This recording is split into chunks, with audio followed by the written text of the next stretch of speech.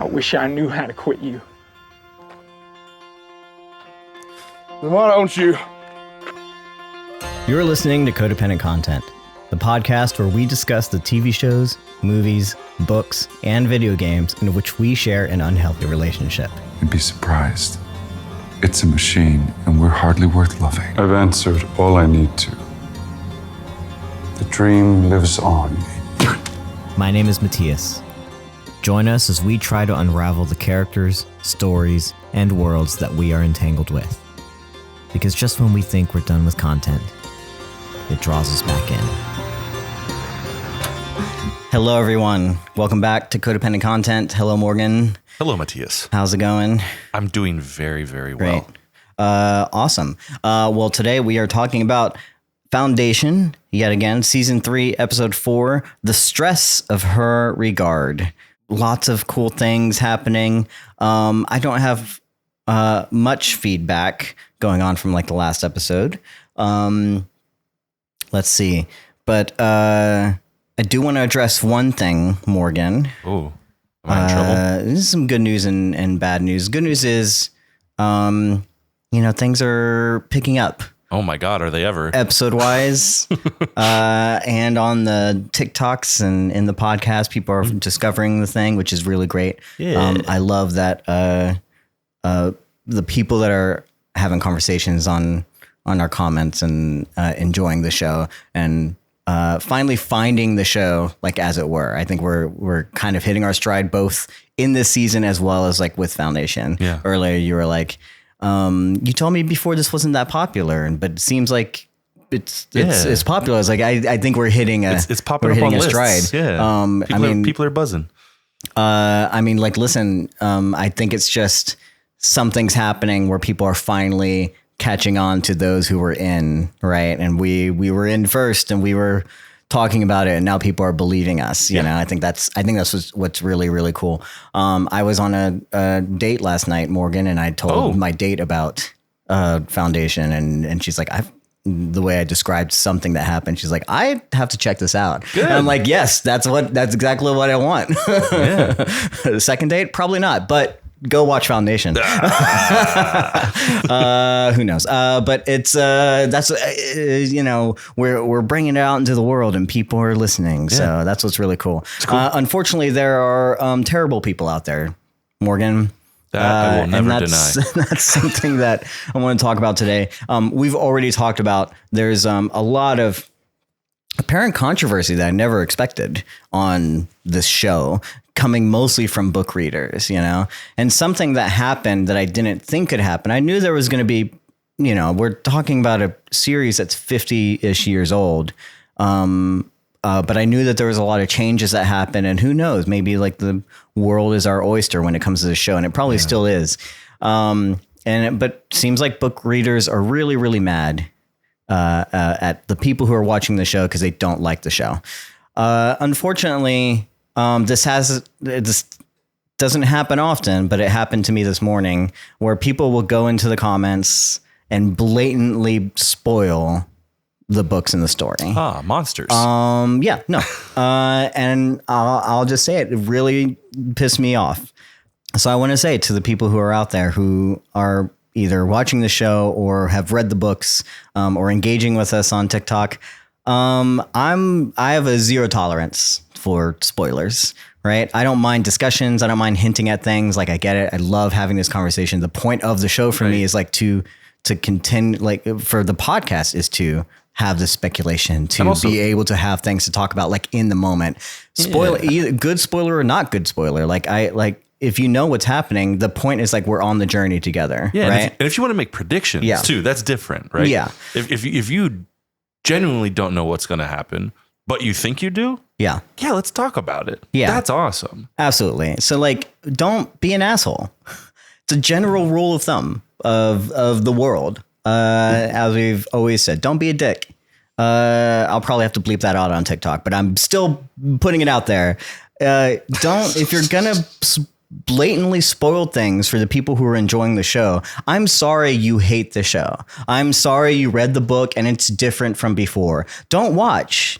Don't click on the TikTok, scroll right past. There are many things you can do that will help you to alleviate your frustration without venting it in my comments and then just blatantly ruining the fun that we're having. Yeah. Like, don't ruin the fun for everyone else. Like, I'm sorry you were hurt.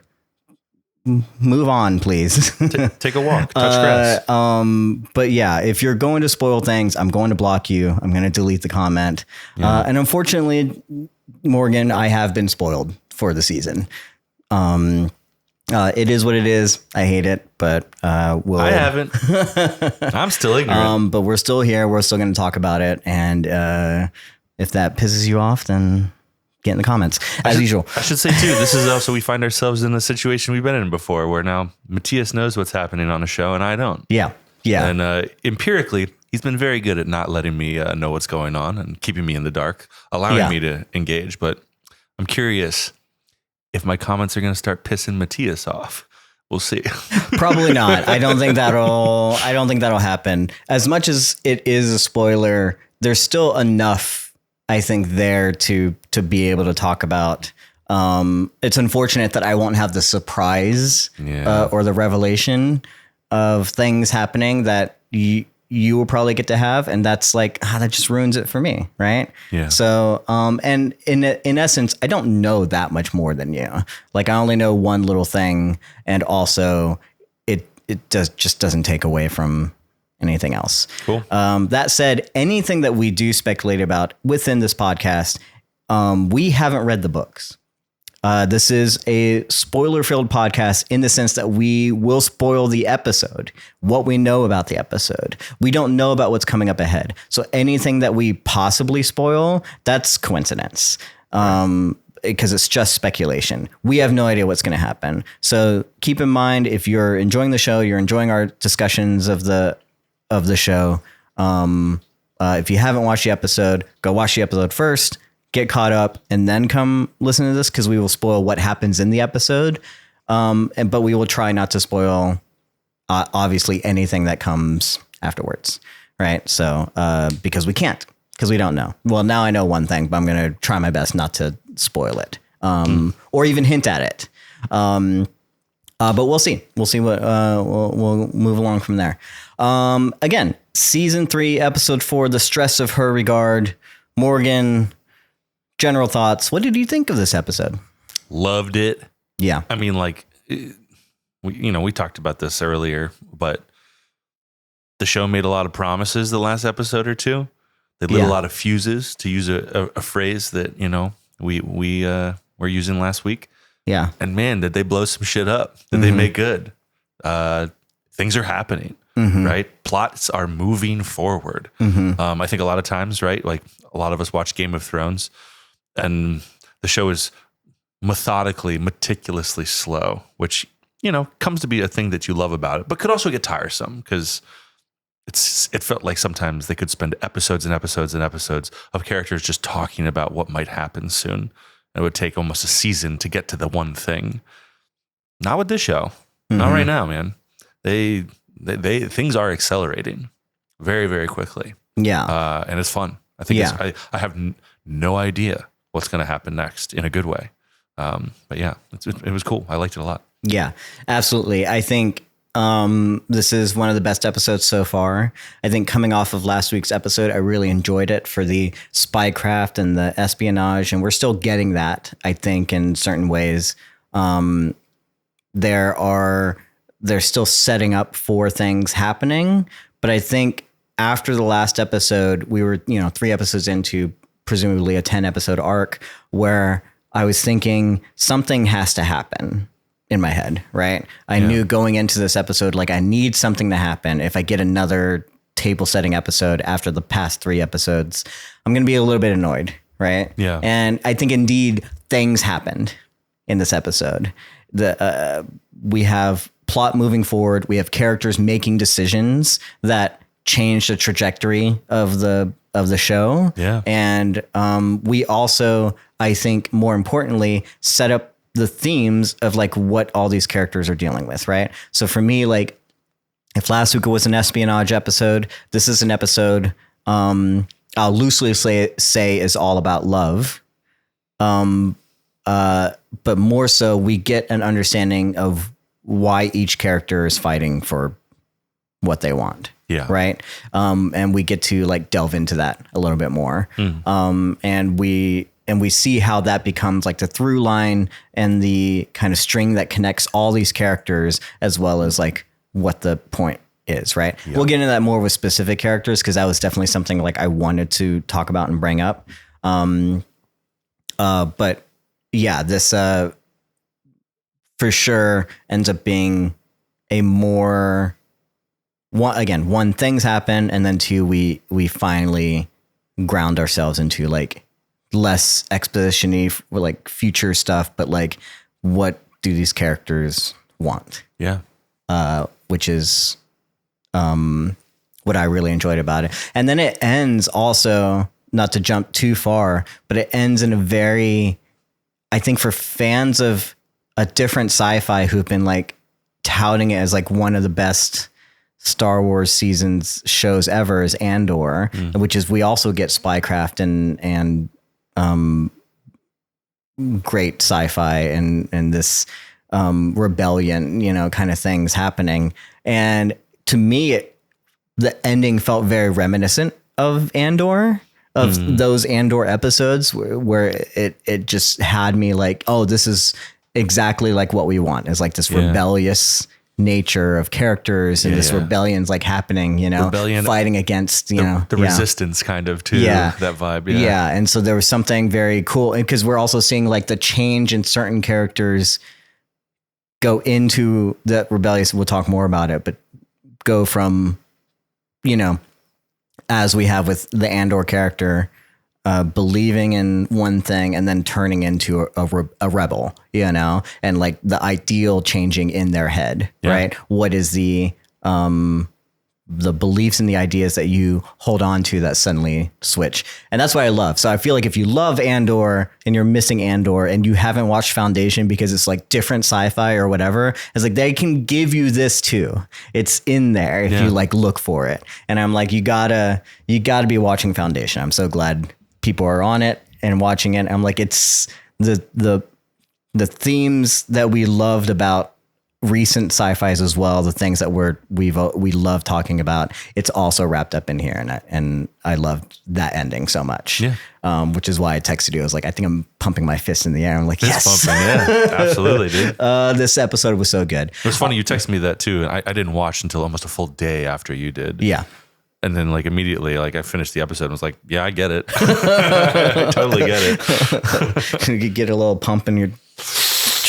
Hell yeah. Okay. So yeah, let's talk about the episode. Let's deep dive into it. Let's can we talk about the very first go scene? Down into the depths of Trantor, as it were, to get into the meat, the place where the food is made. I'm going to stop. Okay. So yeah, we open up on one of the best openings I think we've had, like revelation, like right out of the gate. It's so insane, Bob. So much happening. And I just want to talk about this like idea that not only do we're back in therapy. It's a therapy session with, and I understand it's therapy, confession, whatever you want to call it, right? Therapy session with Demerzel, but we start off in the God's eye view, which is one of my favorite types of shots. Is when you're looking straight down. You know, not only do we have this like maze, the garden, garden maze is so pretty too. Yeah, and you know, a maze where the center of it is this tree that was made out of robots, with the forbidden fruit, as it were.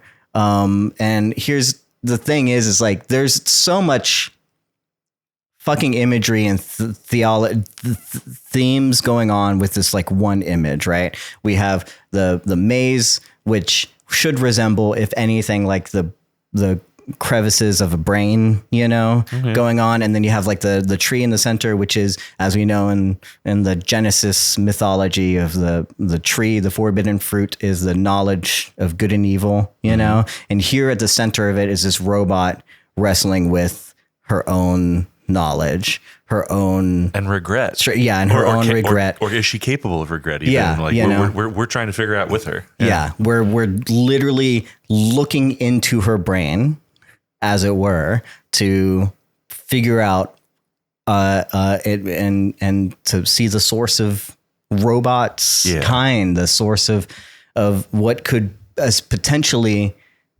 destroy everything. Change everything. It is the most significant change in all of history, quote unquote, of to eat the apple pulls us away from God, essentially, right? And this is what she's struggling with.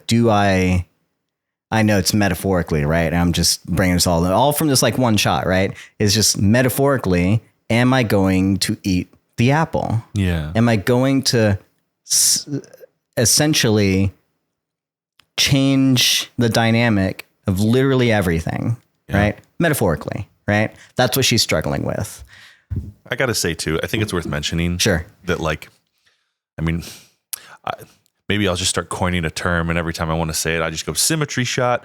But like the show does such a good and cool job with these big landscapes and geometric shapes and symmetry and asymmetry in cinematography. I'm an actor at heart, so I never fucking remember who the DP is on any of these projects. I didn't look it up, but yeah. My God, in general, not just this episode, but in general, the show is so cool with the framing and like some of the big picture stuff. And this is such a good example. But the cinematography and the composition on these things too. It gets to a point where also I don't know what's real or not, right? Yeah. Even here, I'm like, is this hedge maze has to exist, and clearly they're using CGI to extend parts of it. Yeah. But I'm like this. Even here, it's like they're having to like create this, right? Like they have to.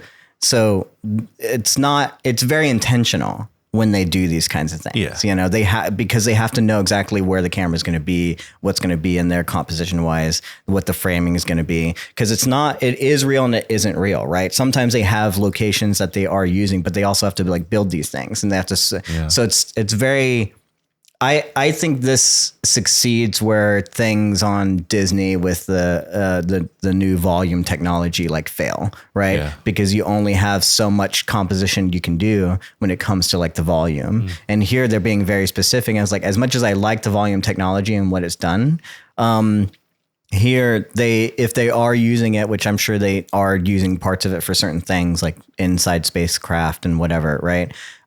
They're very smart about using these things while still giving you like great fucking cinematography. Yeah, dude. Right. And like I said, this opening shot, the way that they showed these things, like it's not an accident. It's on purpose. Like why they do it. Strong agree. Yeah. And we get this like semi confession exposition kind of conversation happening, as well as like it's a montage showing us back to the first season when the Star Bridge went down. If you don't remember too, just to clarify, right? They're like one of the inciting incidents of the show, of our series, is from season 1. There was a terrorist attack where they blew up. Is it called the Star Bridge? She called it the Star Bridge, yeah. But it's like, you could call it a space elevator, but I believe it was the Star Bridge. It's a gigantic structure that connects basically like the outermost ring and space of like Trantor's atmosphere all the way down to the center of the city, which is it's an enormous planet, right? And this terrorist attack, resulted in a couple really big things that are defining kind of points for the universe that we live in now. Number one, we don't trust a couple foreign nations, right? Empire responded by just bombing people almost like gratuitously, randomly, because there was never indiscriminately, right. Because it was like there was never conclusive evidence of why these people would have done this, but that's what Empire thought. And then number 2, right? This begins the conversation about the fall of Empire, the acceleration of whatever this big annihilation event is, and why we start talking to Harry Seldon about the Prime Radiant and his psychohistory.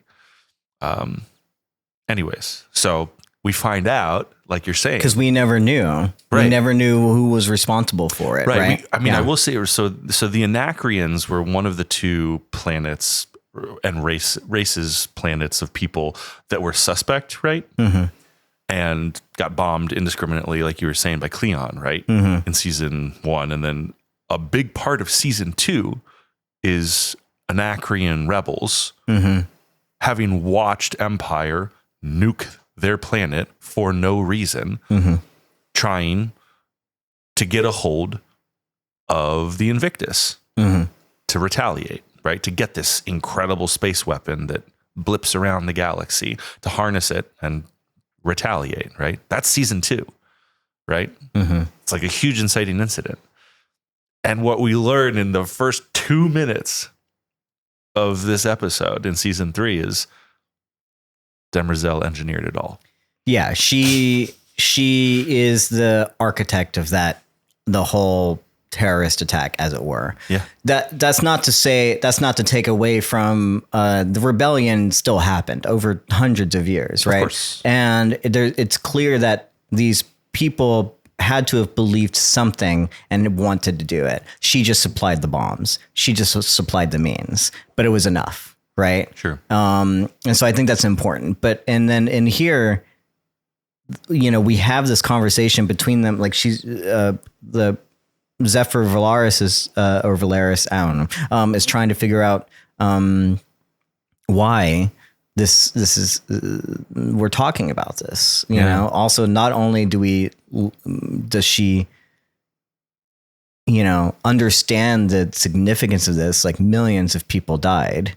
It's not, again, not coincidence that as Demerzel talks about it, this is supposed to be very much, there are parallels to what we've learned about 9/11, right? Yeah. We'll never forget, right? So this idea of like never forgetting, she talks specifically about like people were caught in the gravity and I saw them burn, right? That is, I think, reminiscent of like the things that we don't think of when these things like happen, where we never would have the thing that when the planes hit the towers and they collapse and the fires and all that kind of stuff, we never, as human beings, would have expected people to be trying to jump out of windows. Yeah. That was the hardest thing to understand, that to save themselves, the only thing they knew was to jump out of a window. Right. And so that imagery and that parallel happening with like the idea that people were falling, and there was really no other way for them to go. They were probably dead either way.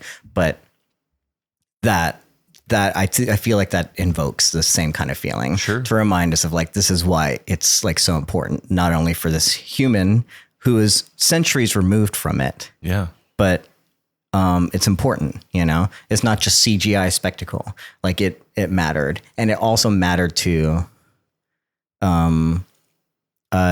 this robot, right? She didn't just do it for, it wasn't out of malicious intent. It's not because she hated humans, right?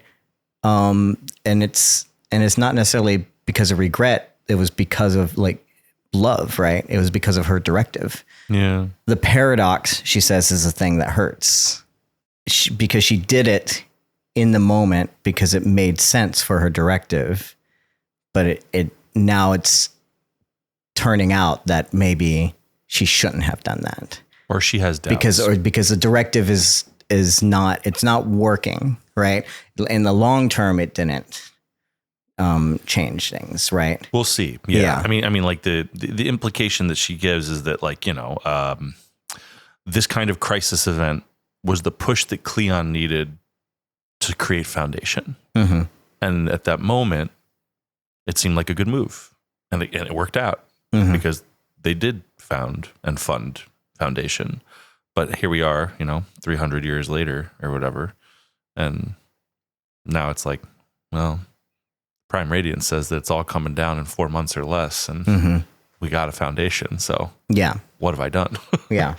And we see the complication now. We see the complication in directives and programming and the rules, right? Like, how do you adhere to one rule without breaking another rule kind of thing? Because essentially that's what she was doing. She says she did it for Foundation. Yeah. In essence, doing it for Empire, because again, for her, it's about Empire extending its reign. Right. It's about Empire surviving.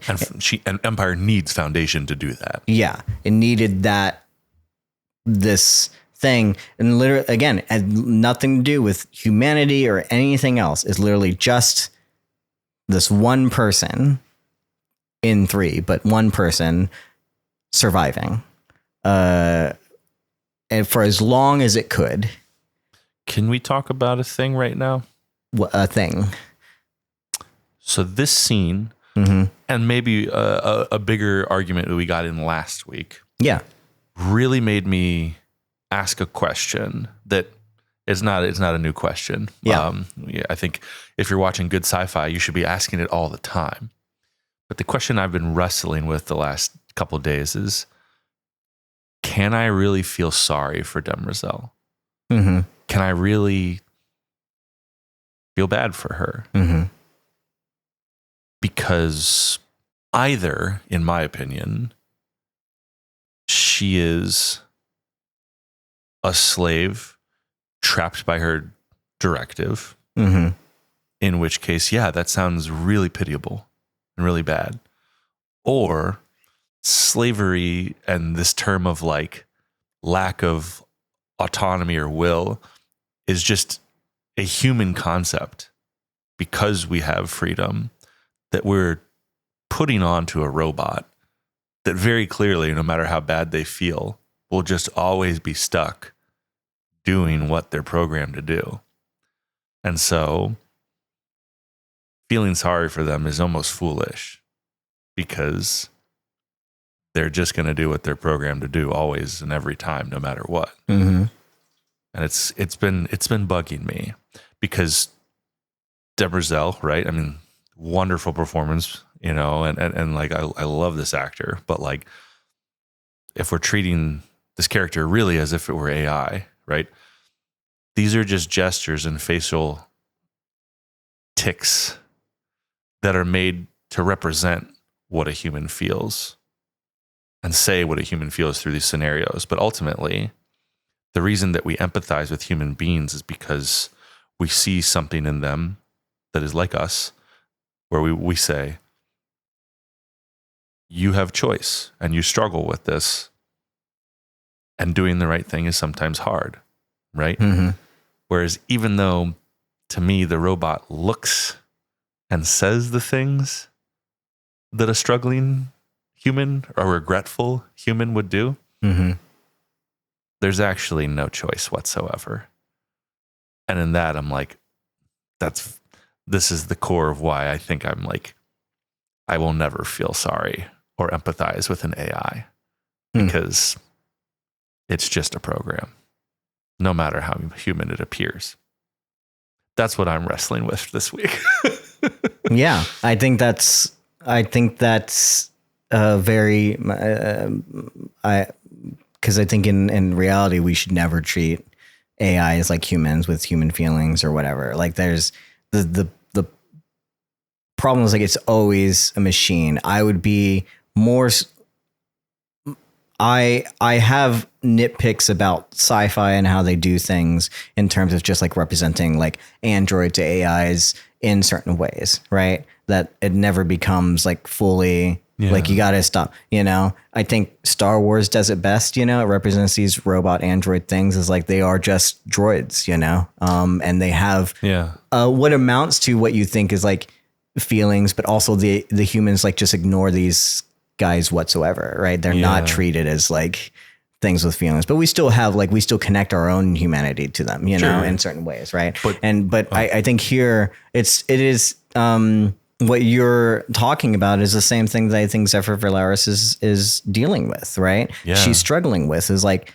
are you feeling human emotions? I know you now as a robot, but you're presenting to me as something else. Even whenever she's like, when she challenges her, Demerzel seemingly gets upset. Yeah. Very upset. She feels the same struggle, I think, that you are kind of presenting, is like, what is going on with me? What am I? Because she very specifically, like a human, presents herself as I'm not human. Yep. Like shows like I'm a monster. Yeah. I'm not this thing you think me to be. I don't have that. I literally only have one thing, this one directive. I can't care about anything else but extending Empire's reign. And the problem is that seems to be ending no matter what I do. Yep. That seems to be changing no matter what I do. And she does feel emotional about it. And where do those emotions come from? And that's where we have to wonder, like, again, this is like this constant through line of the episode. Is it actually love?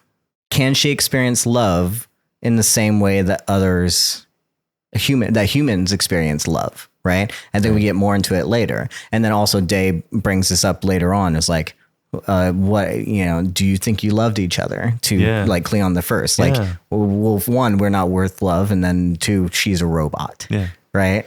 Do you think she loved you? And I'm like, do you believe, I guess is the question before moving on to other things. Do you think she is a monster? Do you think she is capable of love? What do you think this is? Do you think, I know you kind of answered it saying you don't feel like you can feel empathy for her, but I think very much no. Yeah. I think she's told us time and time again who she is. Yeah. When she assassinated the member of her religious society that she loved so dearly and felt so strongly about. Mm-hmm. When she planted a terrorist act and killed billions of people on Trantor, right? Mm-hmm. When she, whatever, right?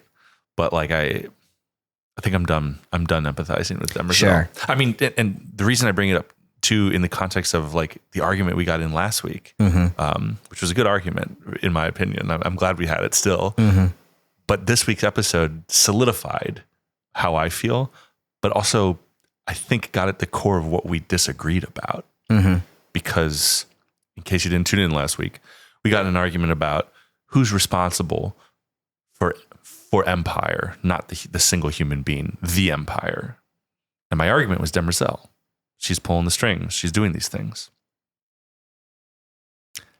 If she's truly just an AI, just a robot carrying out a directive, then can she even be guilty of things, right? If she actually has no will, then it is the fault of the creator, right? Mm-hmm. And I think this is what gets complicated about it, is because because someone programmed her, right? Precisely, yeah, mm-hmm. Precisely. I do think she's the driving force still. You argued last week that you feel like it's Cleon 1. I don't think that makes sense. I think at some point a human has to like create a structure. But blaming Demerzel now, the more I think about it, just doesn't make sense, because it's like, well, no, it's whoever programmed her and pressed the on button. Yeah. She's completely agentless. She's shown us time and time again that no matter how worked up she looks, how emotional she gets, and how hard it is, quote, hard it is for her, she does the thing that suits the directive every single time. Mm-hmm. And I don't feel bad for her anymore, no matter how sad she looks. Sure. Yeah. And I think that's interesting. I like that.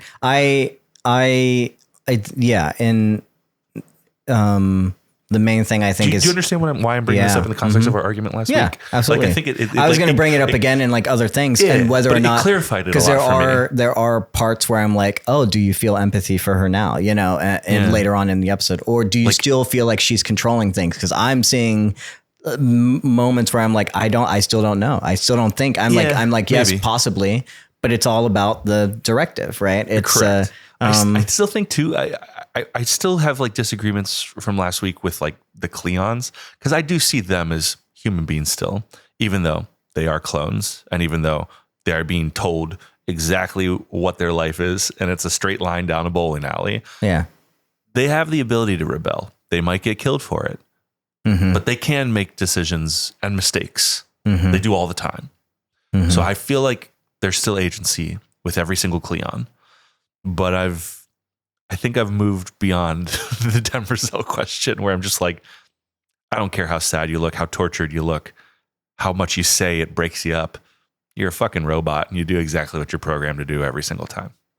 Yes. But as we're told so insistently from Incessantly? No, she insisted, I think, the Zephyr Valeris. So she was insisting that you can change, that you have been reborn again. You were a 3-law robot, then you were a Zephyr law robot, or whatever law robot, and then now three you're law. But she's saying she's had like 4 lives. Yeah, or this That she's is changed you've had 3 lives, and this could and- be the 4th one, Yeah, right? right, That's right, like right. you can be reborn. Fascinating argument. Which is, I mean, at the end of the day, the strength of the Demerzel character as like a robot is one fun that we can wrestle with, just robotics in general, and the laws and the programming, and that's fun.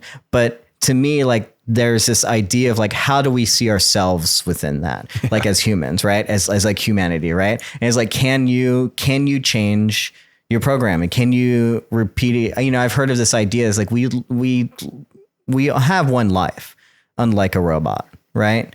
But we have multiple lifetimes throughout our one life, Sure. right? We go through stages where we can essentially be reborn again and change something that we are like, this is at one time I was a student, and now I'm like pursuing this one thing, and then the next 10 years it's like it's wholly completely different. I've just become you're an alcoholic, and then we you're say, sober. yeah, You're a Christian, then you're an Yeah. atheist. And you're a plumber, and then you go to grad school and you become whatever. Yeah. But we all have that experience. So do you believe, obviously probably not, but in this context, can a robot die and be reborn? Can she change?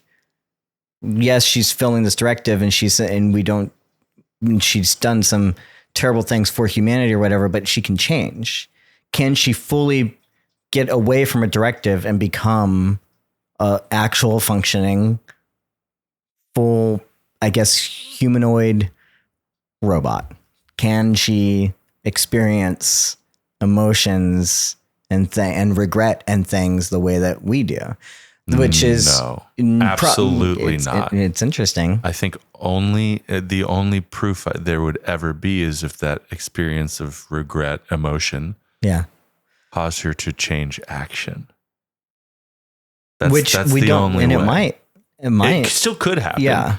I don't think it's gonna. I don't know what the story is they're telling. Again, I would think in a world where robots existed, I would agree with you. In this world, thousands of years on, I think it's an interesting question because I don't know. Sure. Right. Yes. And essentially it's like, well, we also at times believe like this is who we are. Yeah. We at times believe like we are monsters. I can't change. I've done the thing. I might as well keep doing the thing. We talked about, again, there's a lot of things where we talked about before. Many people could benefit from, like, you just talk about alcoholics, like 12 steps, right? Yeah. My personal belief is that everyone has an addictive personality, whether or not they believe it, right? Okay. And I think the addictive personality tells you this is your programming, this is who you are, and why fight it? Why change it, right? And when it does become to the point where it becomes that thing where it's like, I am monstrous, I am human, but I can't change it. This is just who I am, right? And you think you can, and I've tried to, but every time I try to, I just revert back to it, right? Now that is obviously the extreme side of addiction, right? But I think in ways, we as humans, we feel that as well. We feel that push and pull, that this idea that sometimes we get so caught up in our own thing and believing like this, we can never move away from that. And I think what's interesting is like whether or not we agree as creators and sci-fi enthusiasts is whether robots can change. Yeah. It's different from the idea and the theme of being represented in Demerzel, that if she can change, how can we not, right? Or if she doesn't have the ability to change, we do as humans. Yeah. And to show that like we don't have to believe that we are monsters. Yeah. That there's always a point, and it doesn't have to come in crisis. It doesn't have to come in a moment, that we can just choose to switch and start a new life. And it takes work and it takes time and it's hard, but that's where I feel the importance of Demerzel, like as a character, whether to hold a mirror up to humanity or to hopefully give us hope that, well, maybe if a robot can, maybe we can, who knows? Right. Yeah. I don't know. So yeah, but you don't think she can change? Probably. No, I mean, like at least like an AI, right? It's like, look, we're watching. None of the technology in the show is actually real. And we're watching a sci-fi show that is also has tons of fantastical elements. Yeah. And it might make for a really cool story. Yeah. If one point down the line here, Demerzel breaks the directive. That would be awesome. That would be exciting and cool and crazy. Practically speaking, no fucking way. Well, that's the paradox, right? Did she not break the directive? Is what is going on here. By thinking that she was adhering to the directive, did she not just prolong the idea that she's breaking the directive? The directive is to keep Empire's reign. Maintain Empire, yeah. Eventually, she can't do that. She's going to have to break the directive. Whether she... Is that true? I don't think that's true. I think that Empire will fall, but that doesn't mean she breaks the directive. That's where we talked about, and this has still been a moment of contention, I guess, like in the comments, is Song pregnant or not, right? And whether or not she is, I don't think matters. But the idea that like we should move on and keep talking about it. But like I think the idea that she can still fulfill the directive by allowing Empire to reign, but it doesn't have to be in this form. Sure. Right.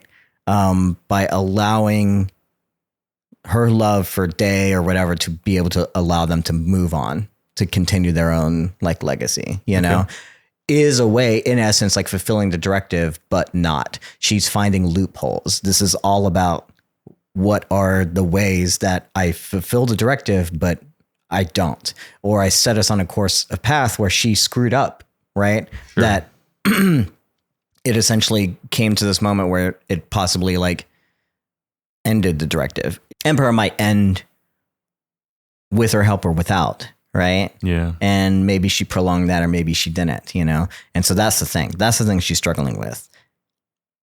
When Empire ends, what is the directive? Can I still do that? And what the paradox is, when do I like... does anything I do matter if it's going to change anyway? Does anything, like, what control do I actually have? How do I actually fulfill this? It's such a hard directive to do. It's like the hardest thing, right?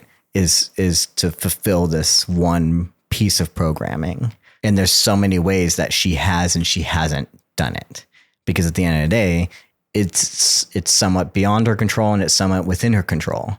You know, so there's a whole lot of ways. Like, yeah, that's where the paradox is coming in, I think. Right? Okay. Is that making any sense? I mean, it's a paradox, so it's Yeah, I know what you're saying. Yeah, definitely. I mean, when we talk about paradox, you know, most paradoxes we see are like in time travel stuff. You know, like the grandfather paradox. Can I become my own grandfather? Right, kind of thing. And so it's like it in some way. The paradox is that she's fulfilling the directive, but also not fulfilling the directive. That's what the paradox is. So and you can look at it in either way, but it twists on itself and it becomes a snake eating its own tail. It's like, what exactly is happening? How does this work? And so therefore, does the directive exist? Or not? Is it something just in here, in your head, that tells you that you're doing this, that you're fulfilling this, or or has it not existed ever? I'm getting a little heady here. I'm getting a little bit, again, that's a human nature, right? Is the directive, is it in our head? The thing that we think we have to do, we can no longer do, is that it's ingrained in us. Does it actually exist? We think we're fulfilling it, but are we? Can we write a new directive? Can we change our thing? I don't know. There's a whole lot of things there. Mm-hmm. I think that's the beauty of that whole thing and that whole scene, that whole paradox is like it's about Demerzel. It's really about us. I don't know. Sorry. I feel like I've gone too far into the depths of I think it's interesting psychology and whatever. So I mean, like look, we're 6 minutes into the episode. This stuff is definitely like thought provoking. I guess more grounded is, what do you see any, before we move on from the scene, do you think Zephyr Valeris is, what her motivations are? Is she trying to free Demerzel? Do you think there's like, cause she seems pretty intentional about it. And I'm just kind of curious, like, is she just more curious, or is she actually for some reason like wanting this to happen to free Demerzel? Why would that be? I don't know. Are you getting any of that, or is that? I see a lot of the language and arguments that Zephyr Valeris uses as like kind of like almost like pseudo-Christian and kind of like trying to like lessen guilt and also give agency to Demerzel. You know, I mean, like this, like a therapist would. Yeah, like you like you've died and you've become reborn. Yeah, and you've done all these things, and you're not a bad person. And actually, like, there's this rebirth, right? This is all very like kind of Christian. And also, it's funny you say Christian, but I'm thinking about my therapy sessions. Right? Sure, I mean, they can be related. Yeah, sure, yeah. But like it seems like she's trying to like, kind of free Demerzel of whatever guilt or hang up she has. Especially because like Zephyr knows that like she gets her mind wiped at the end of all these sessions. So it's like, I think the only thing she can do is stand up for what she thinks is true. You know what I mean?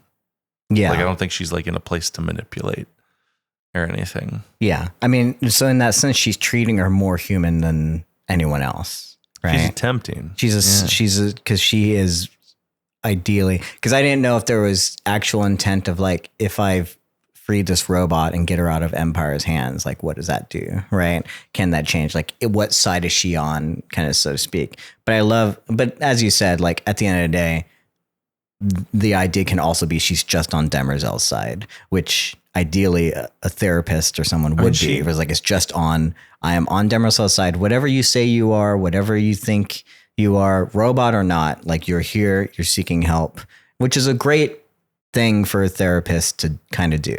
I mean, like, this is why I brought up the question about this, is because I think she very clearly pities her. Sure.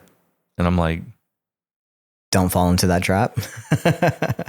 Especially when the fucking robot fucking drops their skin and screams at you, I'm not human. It's like, Jesus Christ, dude. Yeah, this is not your friend. that shit was fucking horrifying, by the way. I think it's, I agree with you on an intellectual level, but I think in the show's perspective, this is debatable. You know, debatable whether or not she can be seen as human or not. That it's because in the context of the show, that's what they're struggling with. That's the only thing. But I agree with you on an intellectual level. Yeah. Like, don't get caught up in that. Like, don't let robots, don't ever see AI as humans. How about this? Yeah.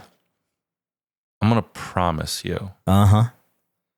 Everybody, the more human they treat Demerzel, the more they're going to get burned in this show. Mark my words. Okay. Well, we shall see. I think they're going to pay for it. Yeah. Well, we move to Ignis. Yeah, what's next? What is next? Ignis. Han finally right. we get the answer to who Han is loyal to, or what Han is loyal to, why he is the way he is, why he is like me. So the mule says, and He's metallic. and as I kind of speculated last week, we find out he is,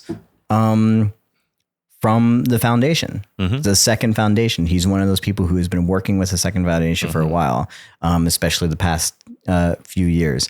The segue was supposed to be, let's go to people who don't care about the robot and don't even know about it. But I totally botched that. So here we are. I probably didn't help you. So won't have their own downfall. They won't regret it because they don't really care. So here, great little entrance. This little, again, the first speaker. Is it Troy Kotzer? Is that his name? Troy's the actor. Yeah, I love his performance here too. I think that there's this temptation with like differently abled actors sometimes to like sanitize them.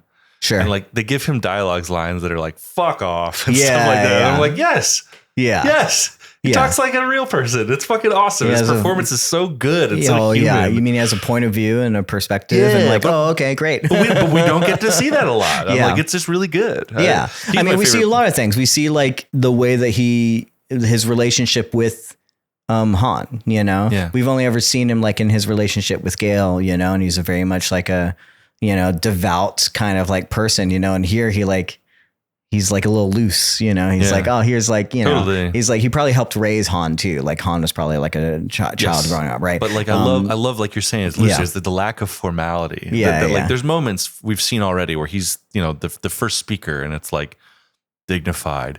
Gale's coming out of stasis, and he needs to like address big issues. And then there's moments here where he's just like, Emil, what a fucking jackass, fucking he doesn't know shit or whatever. And it's much more colloquial in an awesome way. Yeah, I loved it. Yeah. So great little moments, and then Gale pops up, and then we see the like, oh, what's going on here?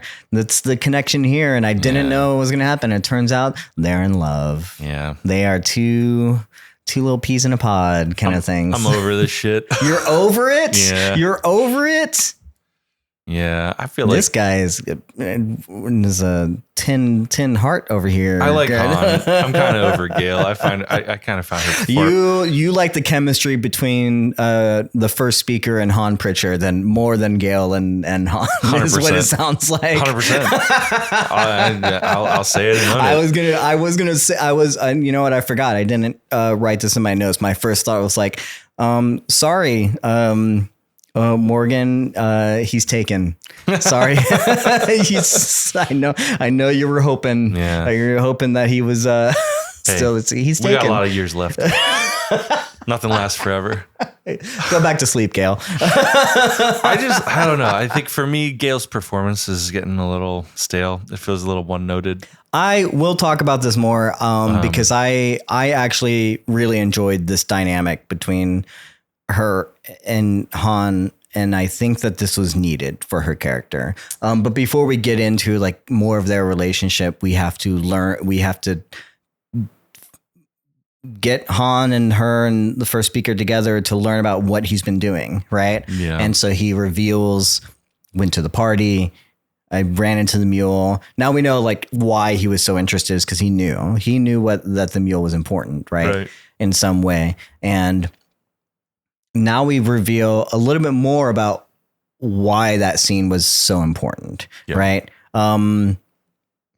Firstly, like it was his presence that tipped the mule off to Gale in the first place. The mule has no idea about the Second Foundation, no idea about Gale, until Han walks into that party. Yeah. And that's unfortunate. Because we learn, I think the coolest thing that I learned in this scene, piggybacking off of this, isn't just that he can like talk to you telepathically, right? Yeah. Which we knew because we heard the lines of dialogue. Sure. But then Han says to Gale, like, he was in my mind. And yes. And the access lets him know previous thoughts. Just like literally reading your mind like a fucking hard drive. Mm-hmm. So he learns about who Gale is, and what Gale is, what, Foundation, maybe where they are. Probably not. I think they say that he doesn't know that we're on Ignis or something, but they definitely don't know where. Yeah. But like, he can figure it out pretty quickly. Exactly. That moment of telecommunication also provided him with just information that was, if it was in Han's mind, then the mule's mind now. Well, unfortunately, this sets up a ticking clock because at this point, the mule had no information and now he has some. Yes, he does. Which means seeking out the rest is going to be a priority for him, right? But not only do we learn that, but we learn just why the balladeer was so important, right? And what the music actually mattered to. Yeah. It's in the words of the first speaker who's signing things. I was like, the words that I read on the bottom of my screen of the first speaker. How do I describe this?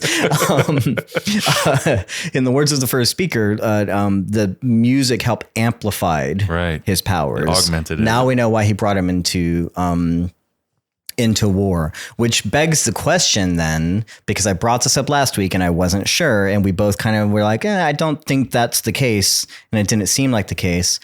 Did he let the balladeer go on purpose? Because it doesn't seem like it mattered that much to him, but now we know it does. Yeah. It had to have mattered to him. And it's setting off also the balladeer as like this MacGuffin, because now we'll get into it, but like 3 different factions that are going to be looking for this thing, this person. Now, it seems that Han doesn't know. What are the 3? Sorry, what? Empire is going to be looking for the balladeer. Empire's going to look for him? Does Empire know about him? They say that they're like, who cares, right? But I think that but they have them as fugitives, right? Foundation is looking for the first Foundation is like, right? 100%. Foundation and the mule. Empire assumes that like, okay, so you'll get the fugitives and then you'll get your thing or whatever. But I think that Empire is going to want to also be a part of that. Okay. And clearly, like in some way, the Foundation, as we see with later on with Quent and Dusk, will kind of work together in this. They're kind of like joining forces. They're sharing information, right? So in a way, Empire and Foundation are one, right? The mule is going to be looking for sure. And then the second Foundation is going to need to be looking for because of how important it is. They realize the importance, but they don't know at this point that the balladeer has absconded with the Mallows.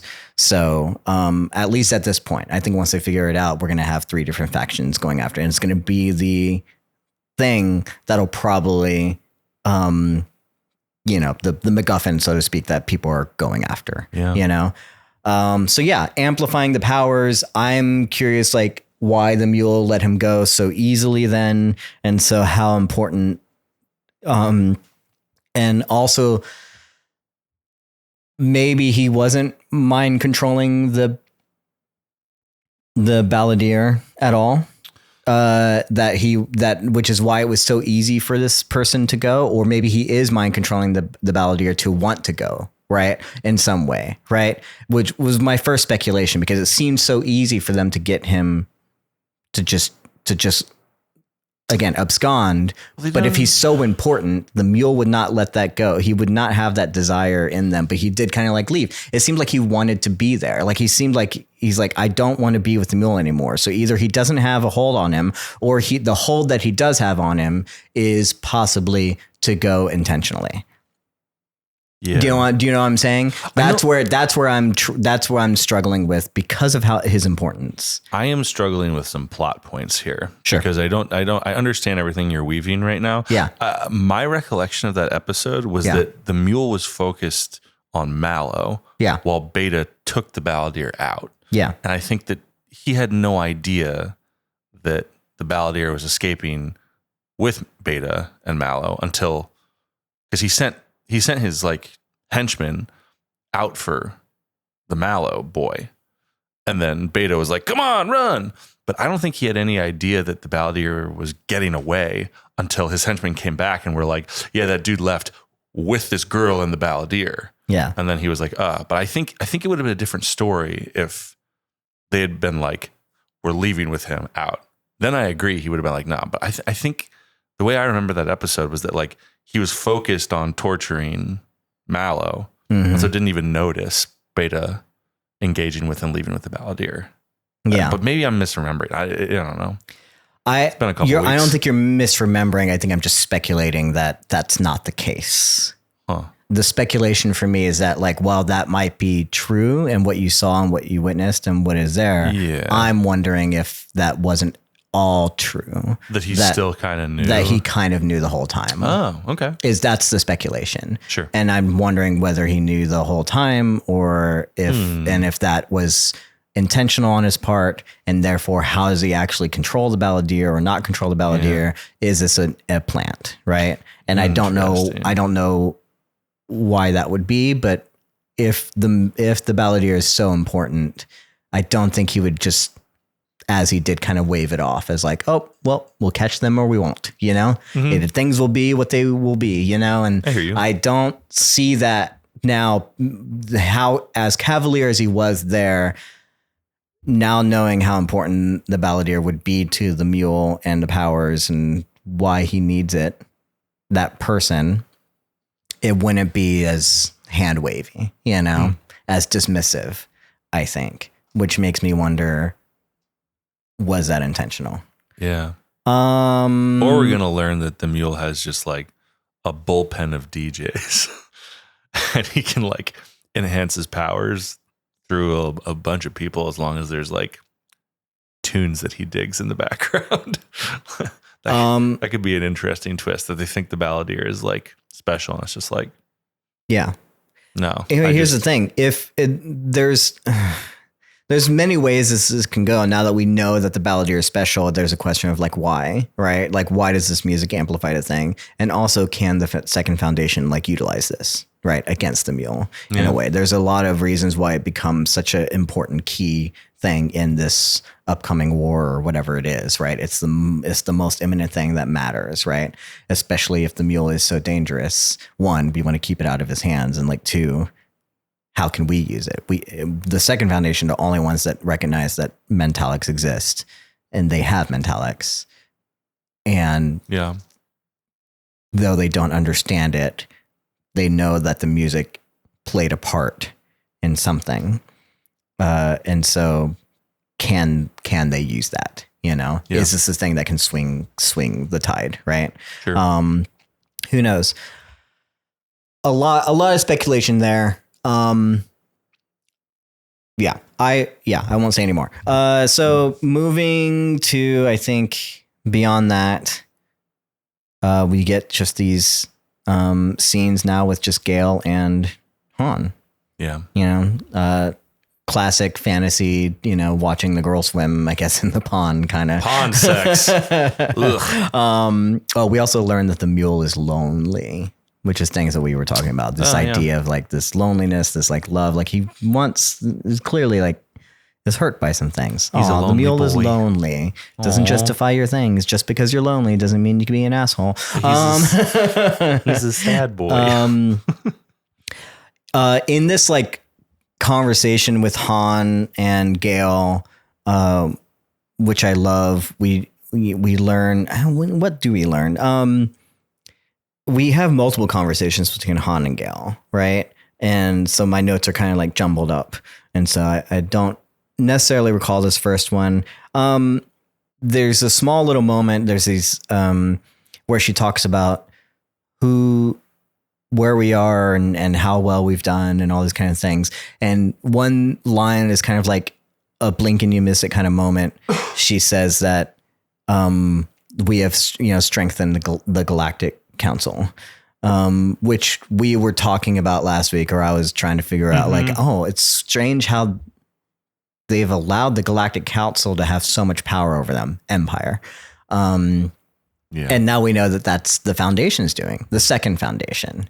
Whereas the Empire was busy dealing with the first Foundation, they never realized the second Foundation, both like, you know, coming in from it's spycraft, you know, it's the subtle ways that they've been able to manipulate things and kind of take control, right? So the second Foundation is essentially like winning here. So now we have that answer too.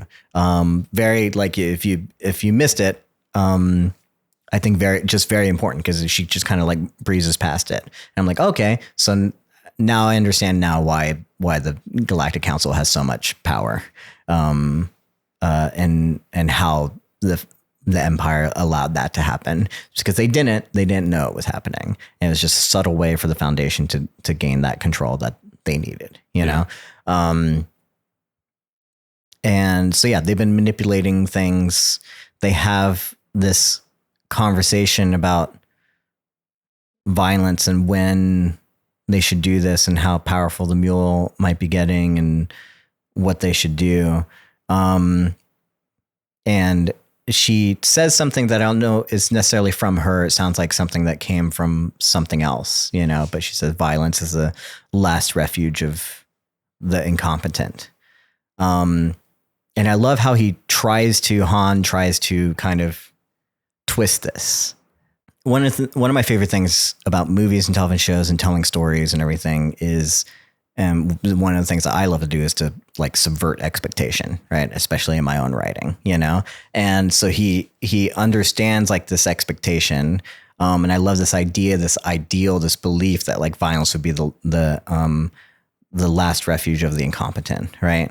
And he's like, what? No, if you were incompetent, that would be the first thing you do because you wouldn't think about it. You know, you would resort to violence like immediately.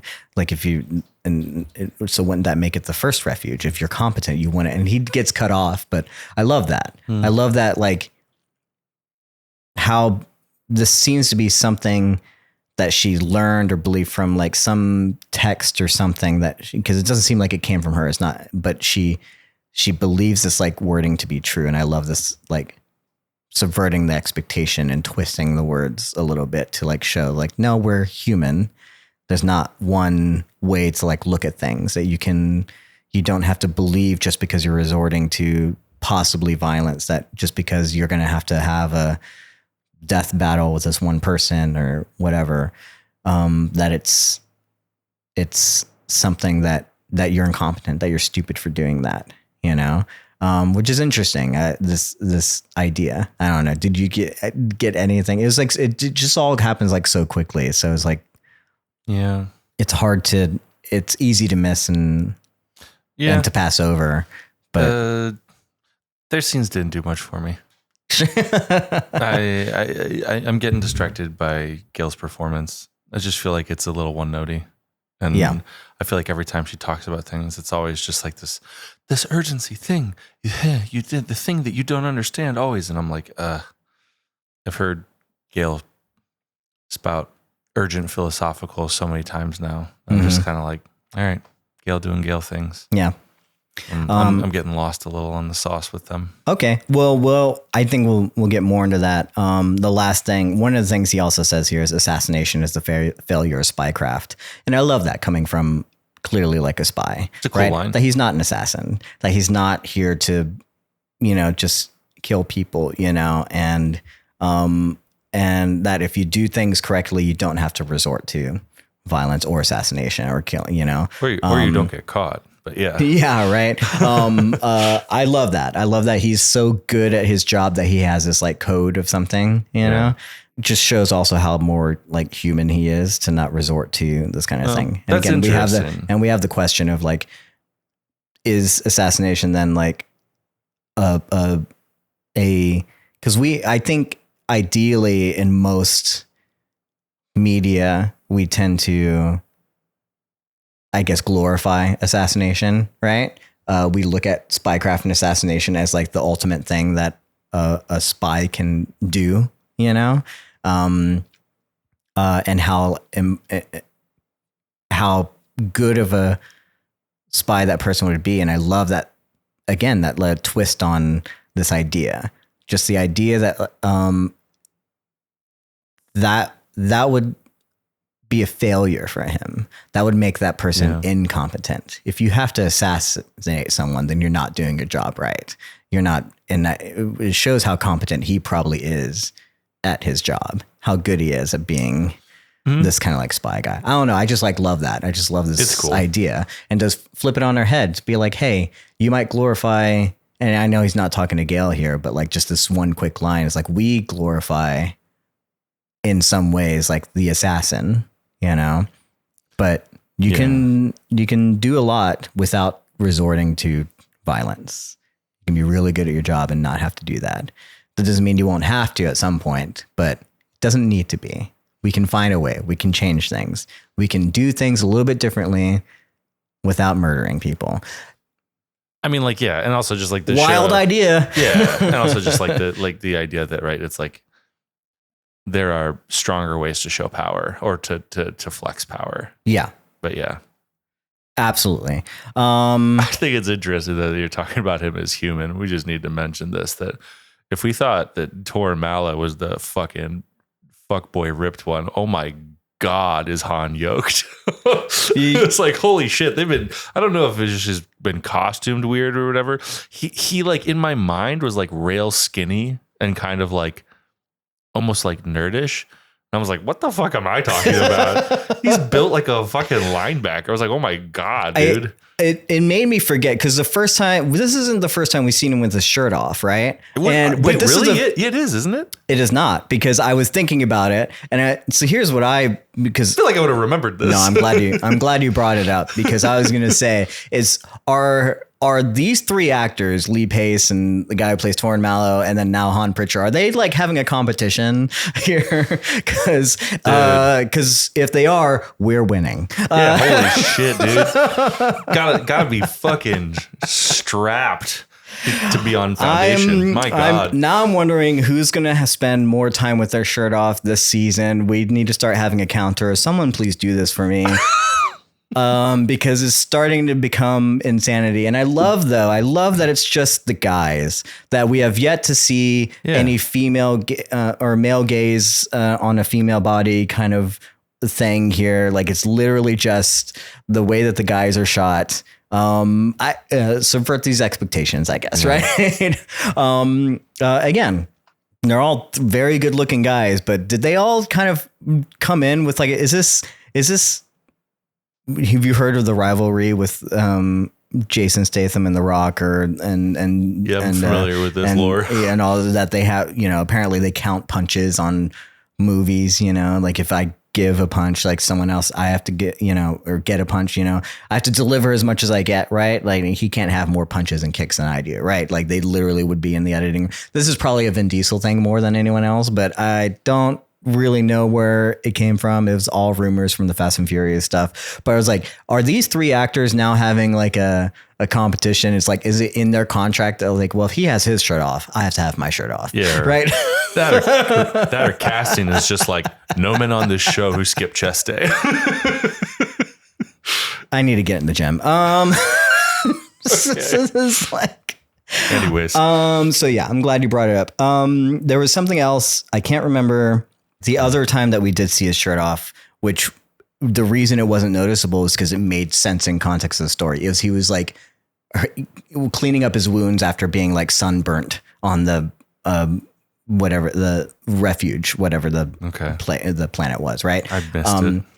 Like, cause he was like cleaning his wounds. Like he basically changed his shirt. So I think he put a shirt on, right? But he was, as far as I know, I was like, I'm pretty sure his shirt was off at some point in that. Cut to the clip. How did I miss this? So it wasn't the first time, but it wasn't. But within context of the story, it made sense. So we don't notice it. Here, it's like we're lingering on men with their shirt off more so than anything else in this show, which is like, hey, great. If it's in their contract, go for it. Get that money's worth, This is why we hired you. They got Apple TV money.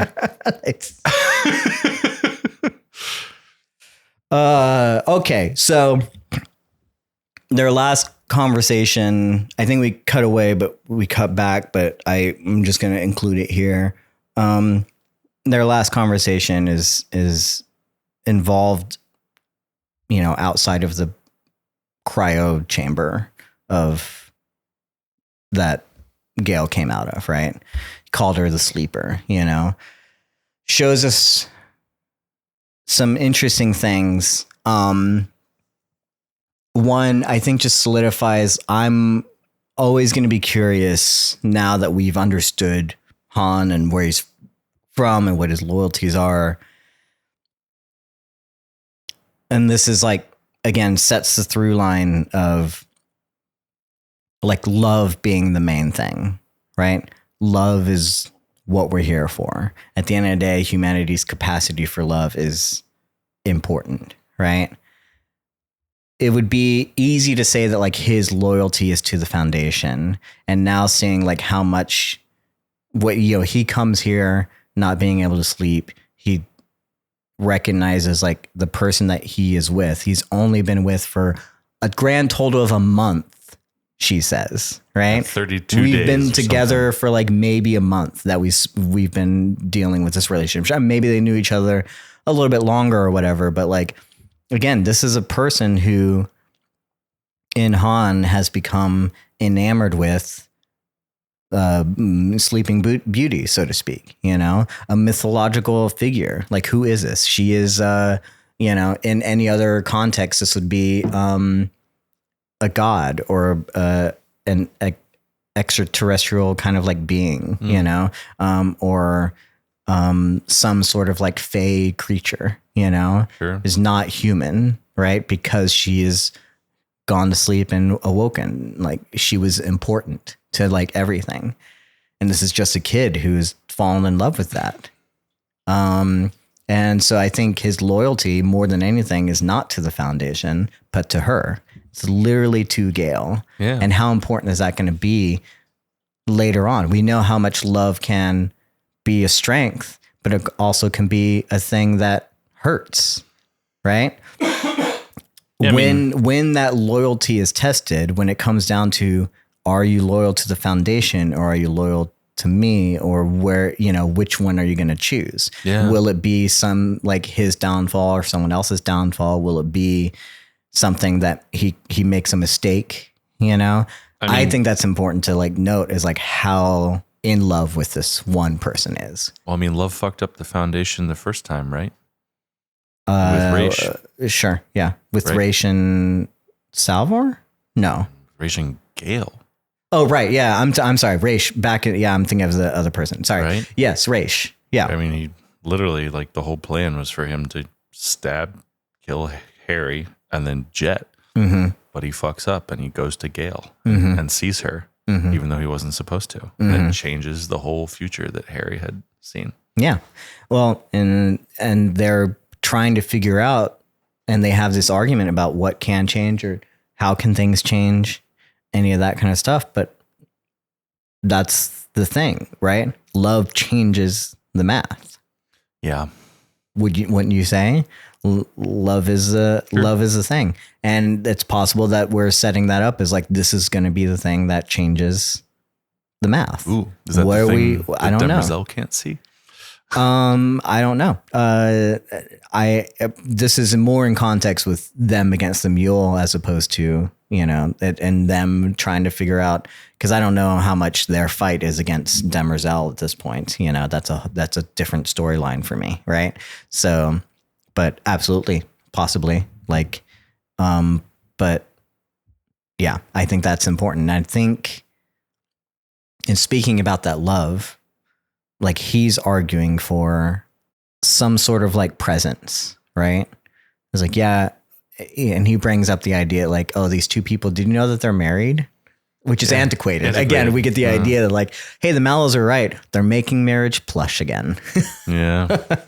They've convinced one person, apparently, who is more in love than I would have thought. Like, that he wants to get married. He wants to lock this down. Yeah. He's in a phase. Years for him. So to be fair, like, he's held on to it, over time. Right. But only 30 days for Gale. Yeah. Just like, I've heard the phrase, and I've seen this to be true in different ways, men fall harder, men fall faster, women fall harder. So for him, this is he's moving pretty fast. Yeah. She's not ready for it, Yeah. She's also got some understandable walls up. Yeah, absolutely. But just look at him, Gail. Just look at him. He doesn't have his shirt on. Just look at him. I'm looking. Yeah, she's so hung up on the future. He's like, if you're awake, stay awake. I think this is where I disagree with you, or at least kind of differ with you in terms of where I am on the Gale and Han storyline and the Gale storyline in general and like who she is. This is what Gale needed. This is exactly what Gale needed as a character, right? Because she was feeling a little bit stiff. She was feeling very much like in this like expositional kind of Harry Seldon. It's the wizards of this world, right? Like it's the Gandalf of like, I know the things and I do the things, but I'm not, I give you what you need to know and nothing else kind of thing, right? Like there's a. You think that Gale just needed to get laid? I think that this is the thing that the storytelling needed for this character, to give her a reason to fight.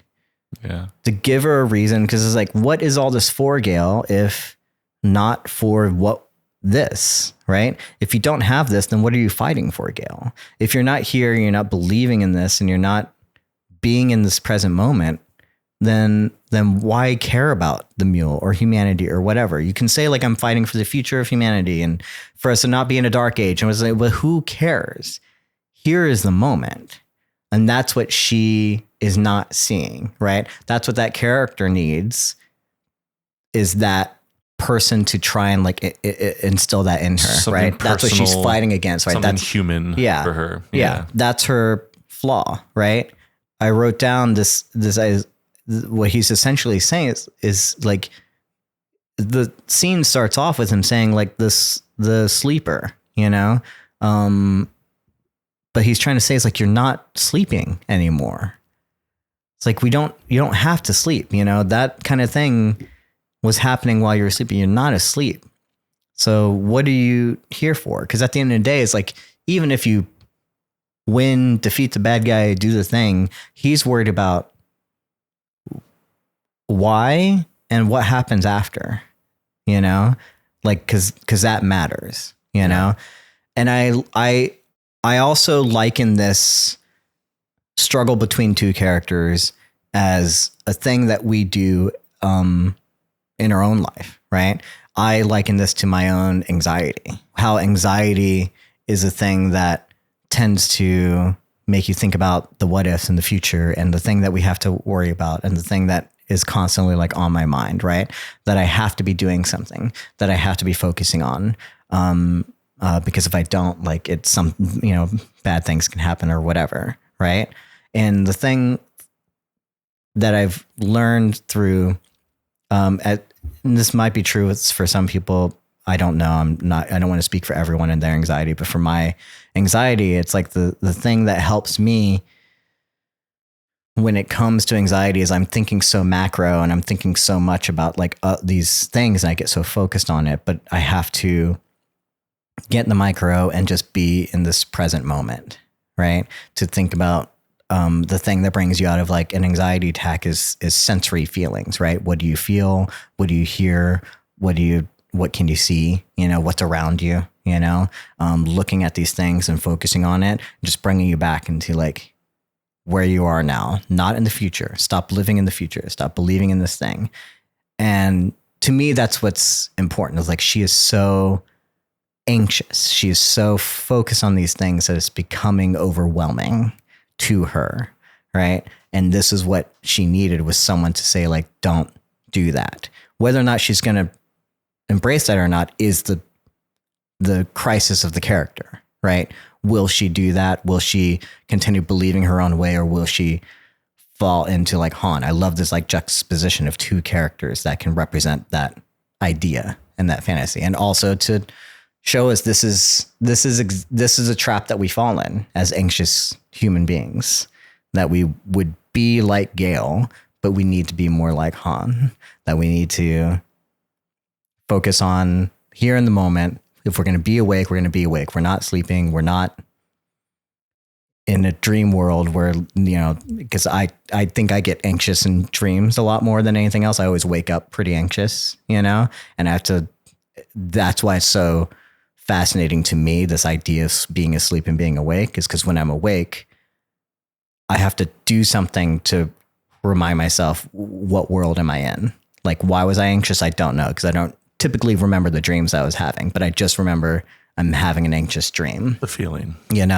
And then I wake up and I have to remind myself, like, what world I'm in, And so, and to get to a point where I'm focusing so much on this present moment that I get away from whatever those anxious thoughts were, whatever was bugging me. And so I like that. And I love that. And I love this, again, this reminder that this is what the story needed, not just what the character is. Like, I'm not going to care about math and humanity. You can tell me there's something that's going to end humanity, but I don't care, right? I have to care about something else, because I have to care about what these characters care about, And to here, I think that's what's so important, why it matters. Like, if we don't give us something to fight for, then why are we watching this story? Why do we care? I think it's the power of just media in general, right? And empathizing. Does that help you in the Gale character at all? Not a bit. not a bit. But hey, glad you're enjoying it. Cold stone heart over here, bro. We'll break it eventually. Maybe. I'm assuming. Maybe. he's like, I want Gale to die, and then Han can be. You like Han though, so it sounds like. But I think he seems a lot more human than Gale. That's the point. Anyway. So why does that make me like Gale? Because it makes me like Han. Because if Gale can learn to also be that, or to love Han, then maybe we can love her for loving Han. I don't know. It's a whole thing. All so right. Well, I'll tap back in when she gets there. You're missing it. I have Dusk next. I know we kind of cut to Dusk and cut back. We cut to the Foundation during these scenes. We get a Prime Radiant scene. We learn the Dr. Ebsing or Ebling comes back, Ebling, and he shows back up, and with Ember, and they call Quint, and they're like, oh, also the Empire has a Prime Radiant, and also they remind us that Harry is going to come back. The all-seeing eye of Harry Seldon is going to show them the way, and he has to do it in a spotlight with the eclipse and stuff. Very dramatic, that Harry. And also, worth noting, one of the things that you brought up, and it could be setting up the idea that Demerzel is the one thing the mule can't, control, manipulate, right? Unless she is human.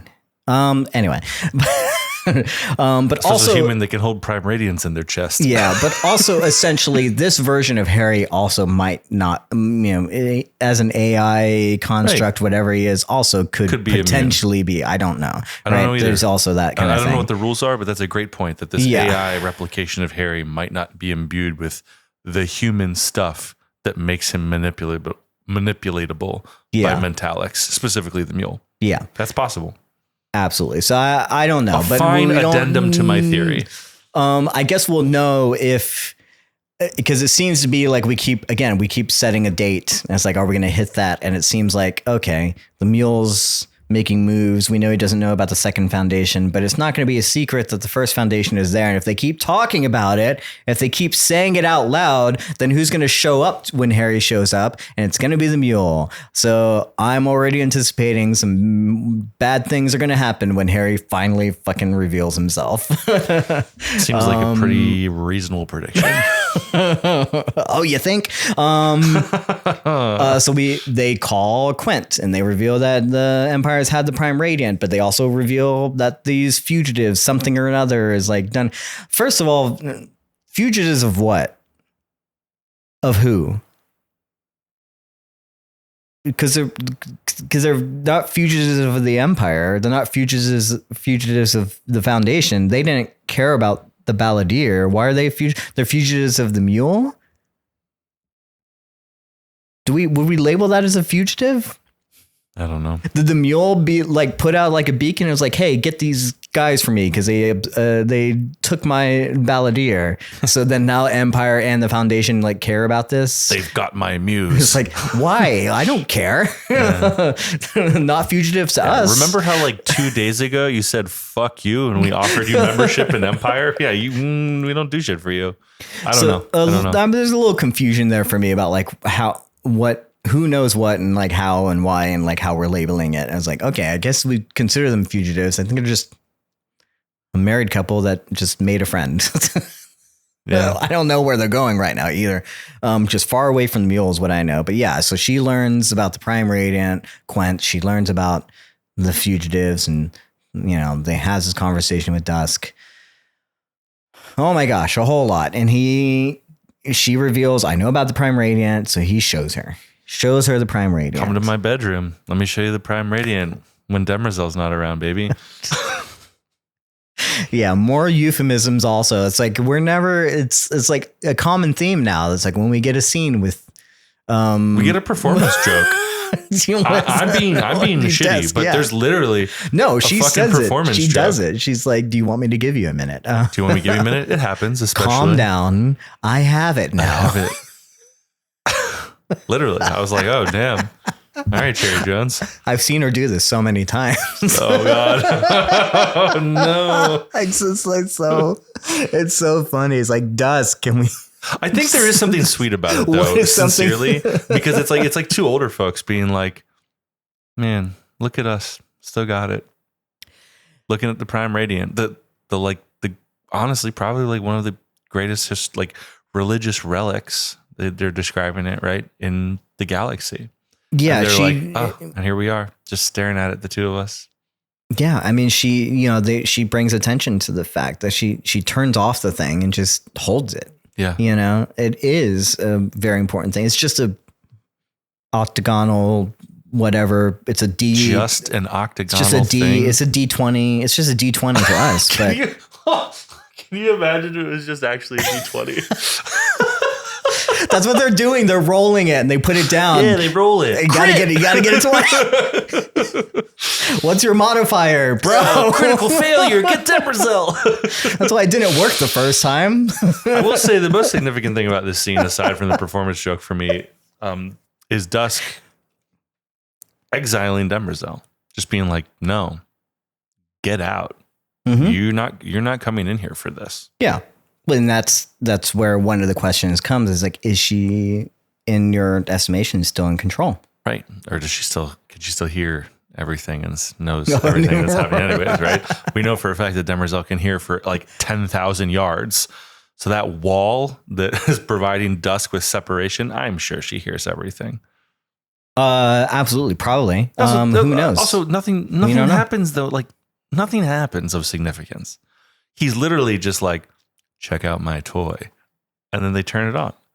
I disagree. Okay. I think something very significant happens because it would be very easy, because I wrote this down in my notes. It would be very easy to think like, oh, we have two Cleons by the end of this episode who have made huge changes, have made a very big decision. And you would think like, oh, what happened? I was annoyed that we didn't cut back to the third Cleon by the end of this episode to figure out, like, we saw dawn, we saw day. Why not show us what Dusk is doing? I was like, oh, it happened here very subtly.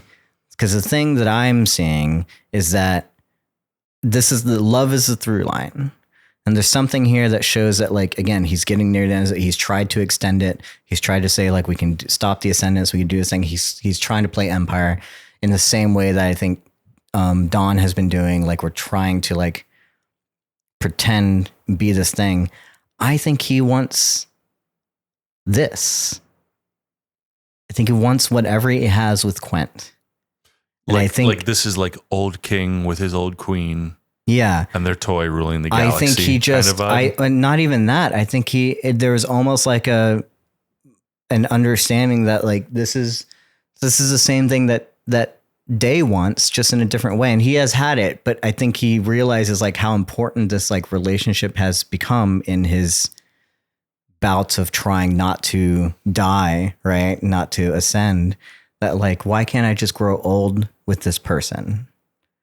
Why can't I live out my life with this person? You know, the one thing that because he trusts her. He does seemingly like love her. The way that he says like, no, I wish I had told you sooner.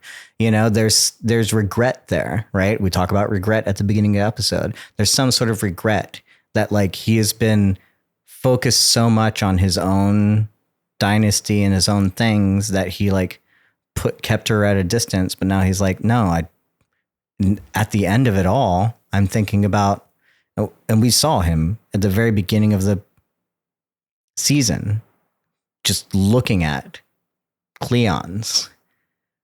Are you going to run? Are you going to be honest with yourself? Or are you going to just accept this? Mm-hmm. And it seems like he's running. He's running in his own way. A little bit different from the Cleon we saw at the, end of the second episode where he has a big death machine, right? But I think I think it's significant here, if only because we're seeing something change in him because of Quent and because of their connection and their love for each other, that we in the same way that we saw some big changes with the other ones, but this is just more subtle. Is what I noticed, right? And again, love is the thing.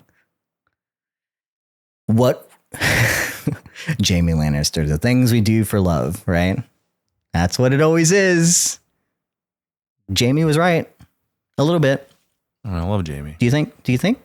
I think Jaime was right. No. Do you see it now? Do you see what I think he wants to grow old with Quent.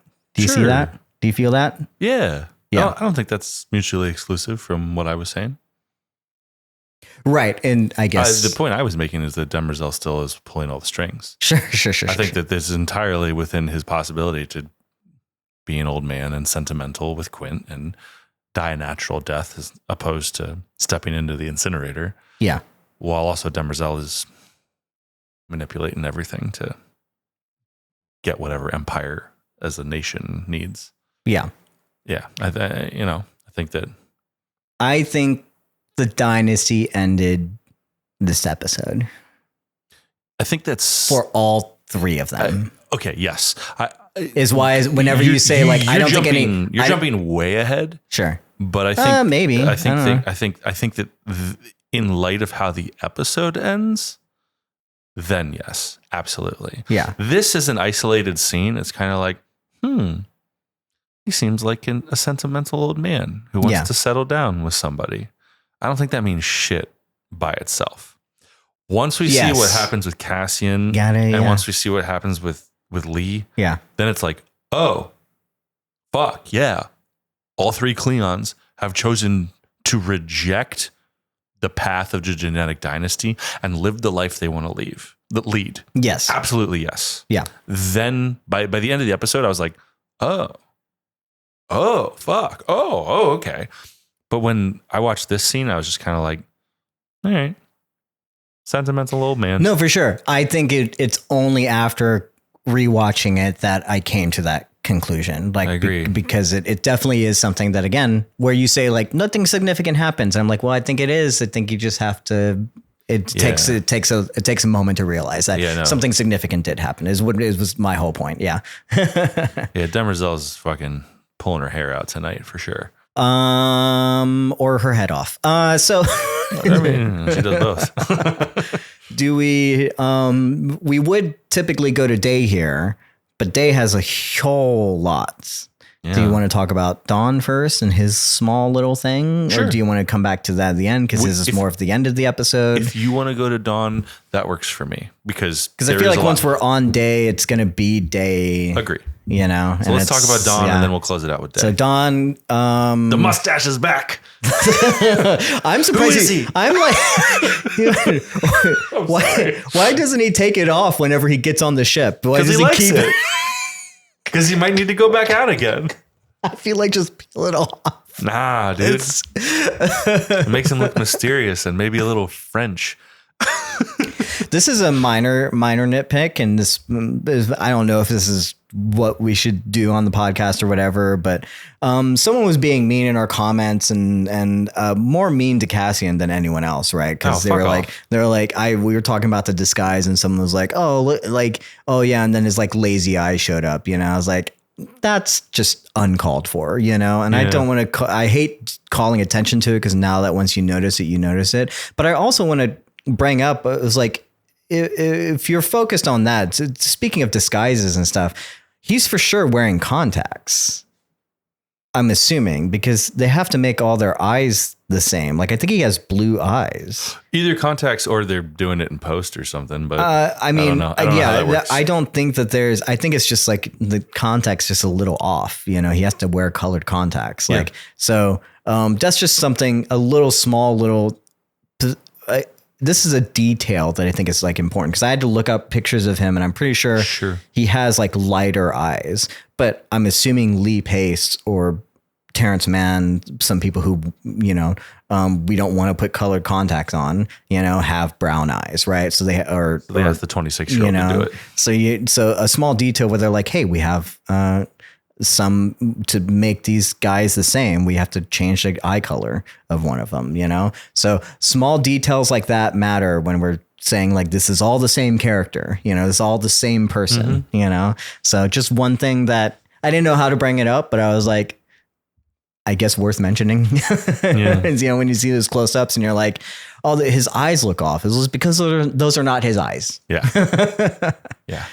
So important to note. But yeah, he does. He also noticed like, yeah, we do it in the tea shop again. It's like, yeah, get your money's worth out of that location.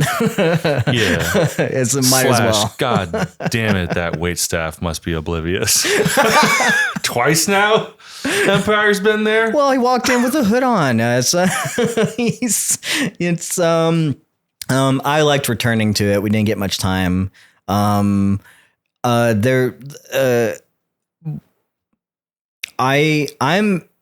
curious, like, where Han is at this point, because I thought he was like driving the Beggar's Lament, but I guess not.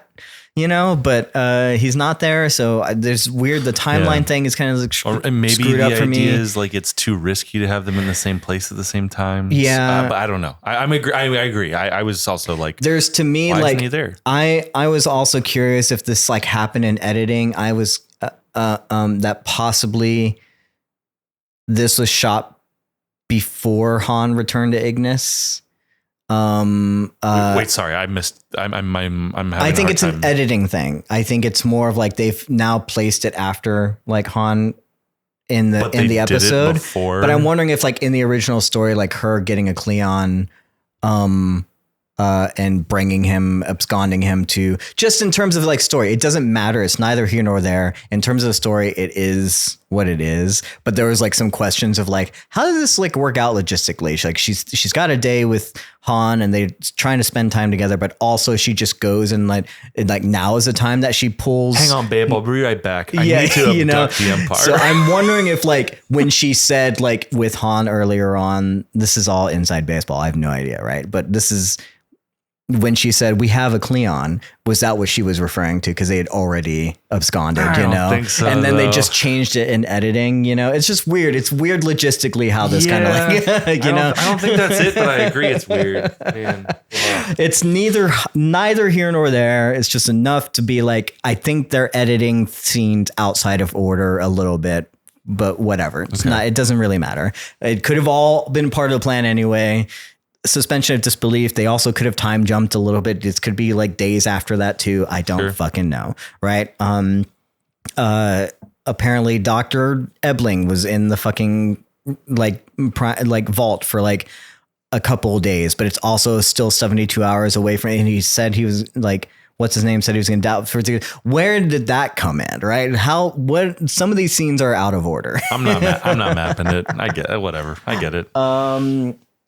But yeah, I mean, she's there in person, so he knows it's important. Not a hollow and this then time. just brings them off. They go running. They hide. This was cool because I was unsure. I was like, what is she doing? And then suddenly it's revealed that she's hiding them with her mentalic powers. She can cloak herself. You can cloak. And apparently a second body. Kind of cloak, but more so she can manipulate their mind to not see anything, I think, right? To forget, because she said, they will forget they were ever in this tunnel. So it's, she just gets them blacked out. She essentially just kind of like somehow, it's cloaking in a way, but not really. I don't think they're invisible per se, but just to those two people, right? The Jedi mind trick stuff that's going on. The fear again on Dawn's face, he's never seeing this and never seen anything having like it in this. action. And again, wondering like, where am I being manipulated? Like, what is going on? How is this possible? I mean, he's for sure realizing in real time that there are people that are far more powerful. A lot of people probably that are far more powerful than anything he's ever even heard of. Yeah. Are all around the galaxy, right? Yeah. Because like the idea of like thought manipulation is completely novel to him an episode or two ago, right? When talking about the mule. Yeah. And then this performance, act, trick, whatever we're going to call it, of Gale's is also mind blowing to him, as it would be to us too, right? Yeah. But I think it's important to clarify because it's not like canon in the universe that like he sees her do this and he goes, "Oh, you're a mentalic." He's like, "What the fuck is happening?" Right? It's wild to him. I think that's cool that like, you know, even though these powers are common to us because we as a viewer have been watching 2.5 seasons of Gale and the Mule and you know, the previous folks who were part of oh my God, what's her name? The evil mentalic from season 2. I can't remember her name, but I can't remember. Yeah. But anyways, it's like, it is fun getting to like watch Empire, who should have vast knowledge of the galaxy, still be like, holy shit, mind control's real? Holy shit, you can make us invisible? Like, it's pretty cool. I mean, they essentially, I'm going to say this is going to be funny.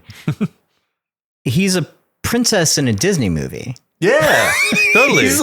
He's being taken away from the castle and his whole world is opening up. Yeah. It's like, wait, this is the world the whole time, which I fucking love. It's like Aladdin. That he's gonna, this is his magic carpet ride. That he's gonna finally go on his own adventure, like outside of whatever it is. He could get away from it all. Like it's it's like so much. And like he's stepping out, and like this is like his story, right? It's like his first thing is like, as soon as he decides, I'm breaking with the genetic dynasty, the lineage. Yeah. And trusting. He doesn't even have time to decide.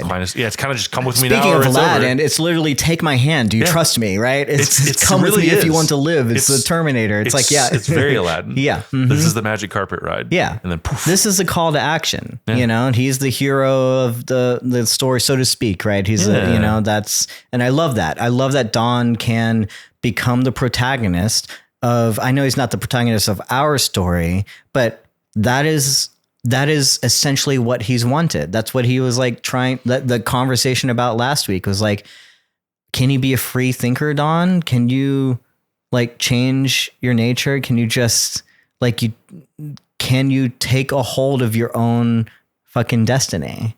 Right?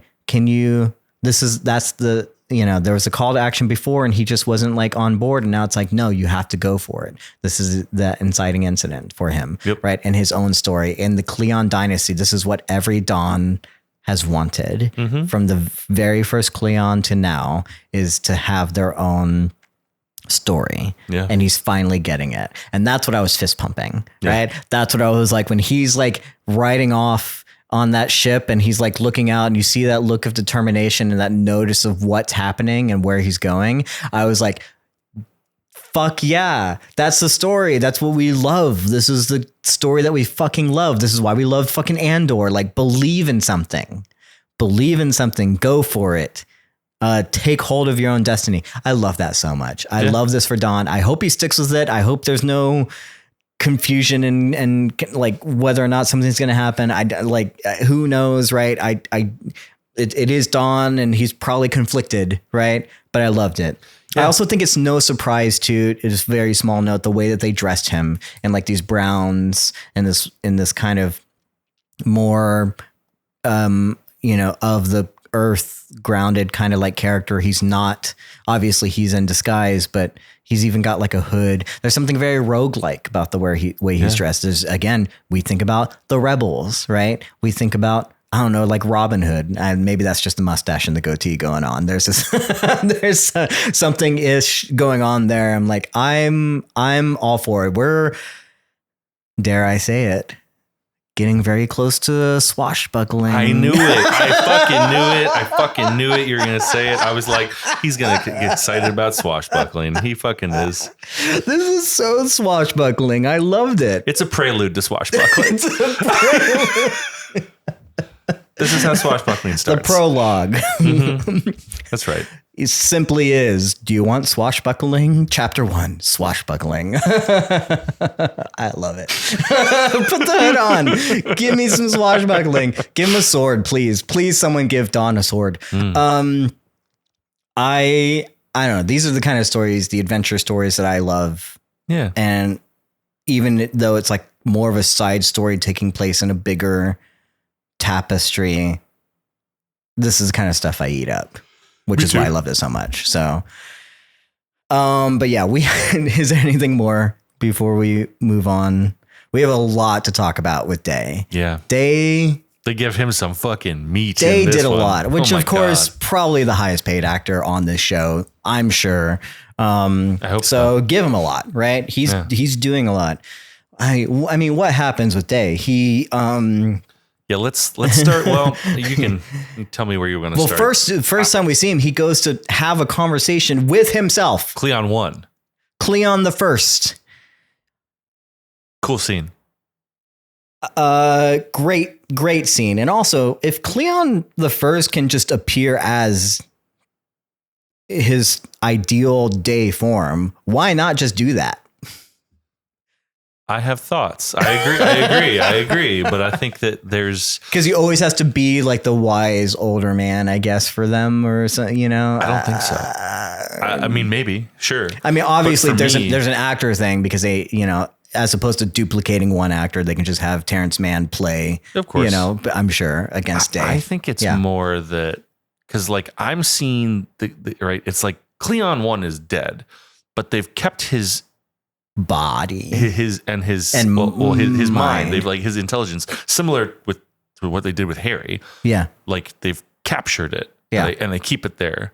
So it's like an AI version of himself with all his memories. Right?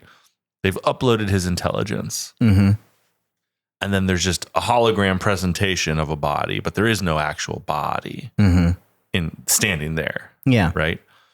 And so I don't think it's. Because the Dusk is the stately appearance of Cleon.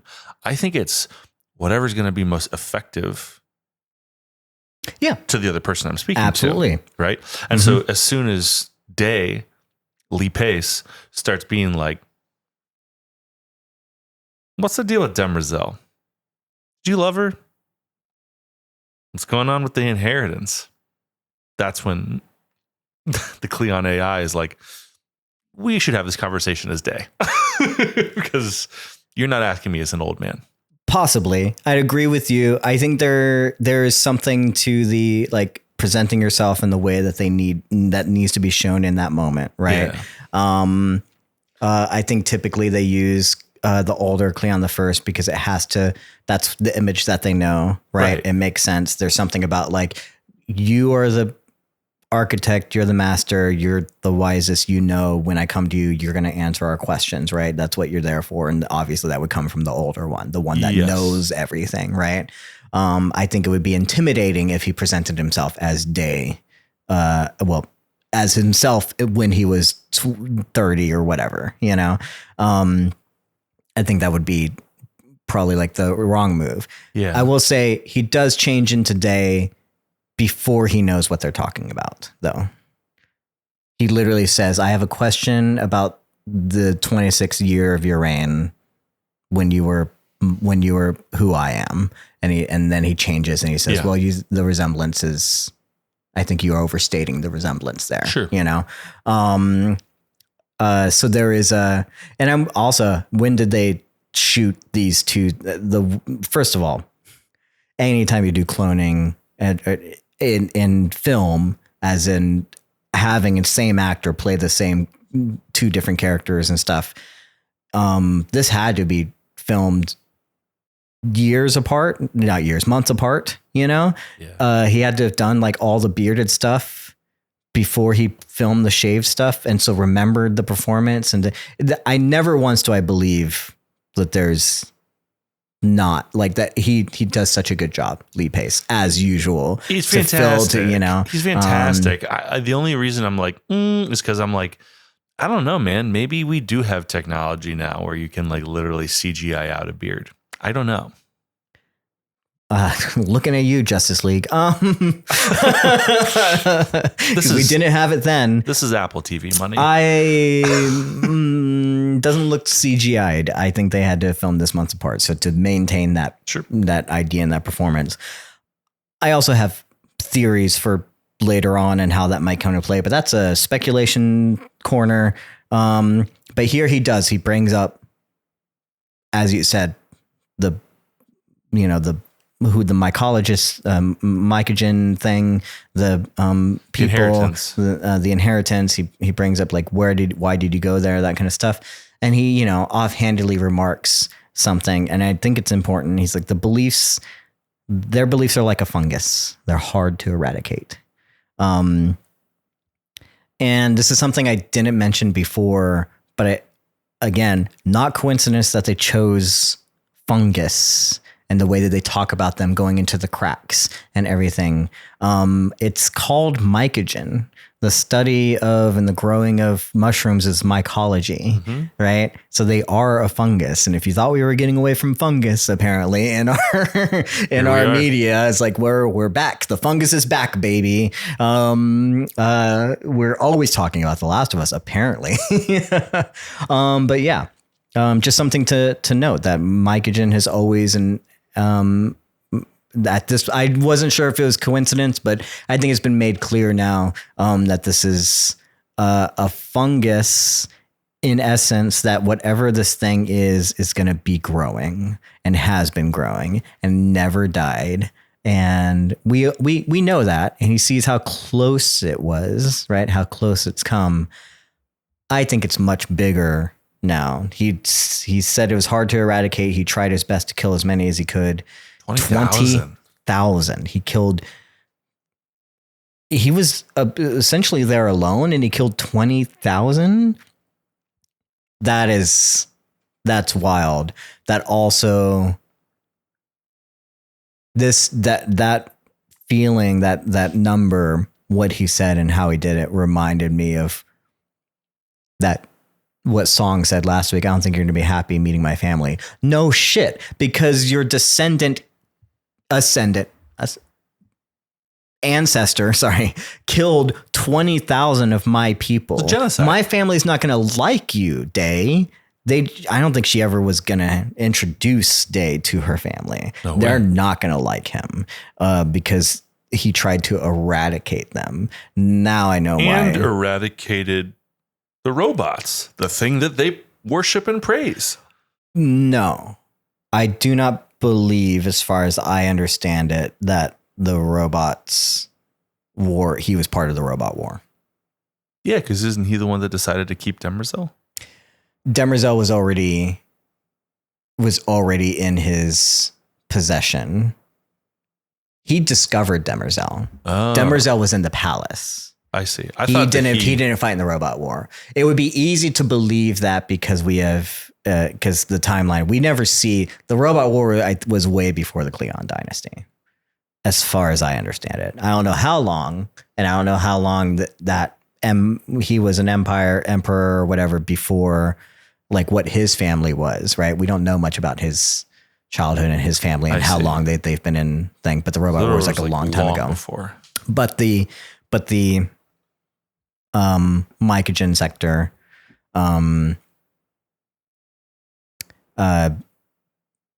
this religion of robot worshippers was there.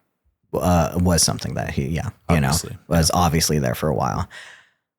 This is the first time I'm also realizing in this scene, I was like, oh, I thought we were talking about, when we said Mycogen sector, I thought we were talking about like a sector of the galaxy. It's like, no, we're literally talking about inside Trantor. It's like they say it's like 80 stories down, 80 levels down. Yeah, like which that. is, this is not, I believe Coruscant was based off of Trantor, like the city, this planet that's covered by a city. And we know that like Coruscant and Star Wars has many, many thousands of levels. Mm-hmm. And now we're learning like Trantor. I'm sure this is all expositioned a long time ago. I just forgot that like Trantor is also made up of a lot of levels. So very interesting. Again, who named it? The Mycogen Center or sector, the fungus capital of the fucking planet. It's not coincidental. No, it's not. That imagery, you should think of mushrooms, and you should think of bacteria, and you should think of something growing and becoming bigger. And also, if you have not been paying attention to it these past however many years, Cleon, how big is it actually? Yeah. Oh no. The resistance might be bigger down there. We get again the love thing. How could you have loved? It's a machine. We are hardly worth loving.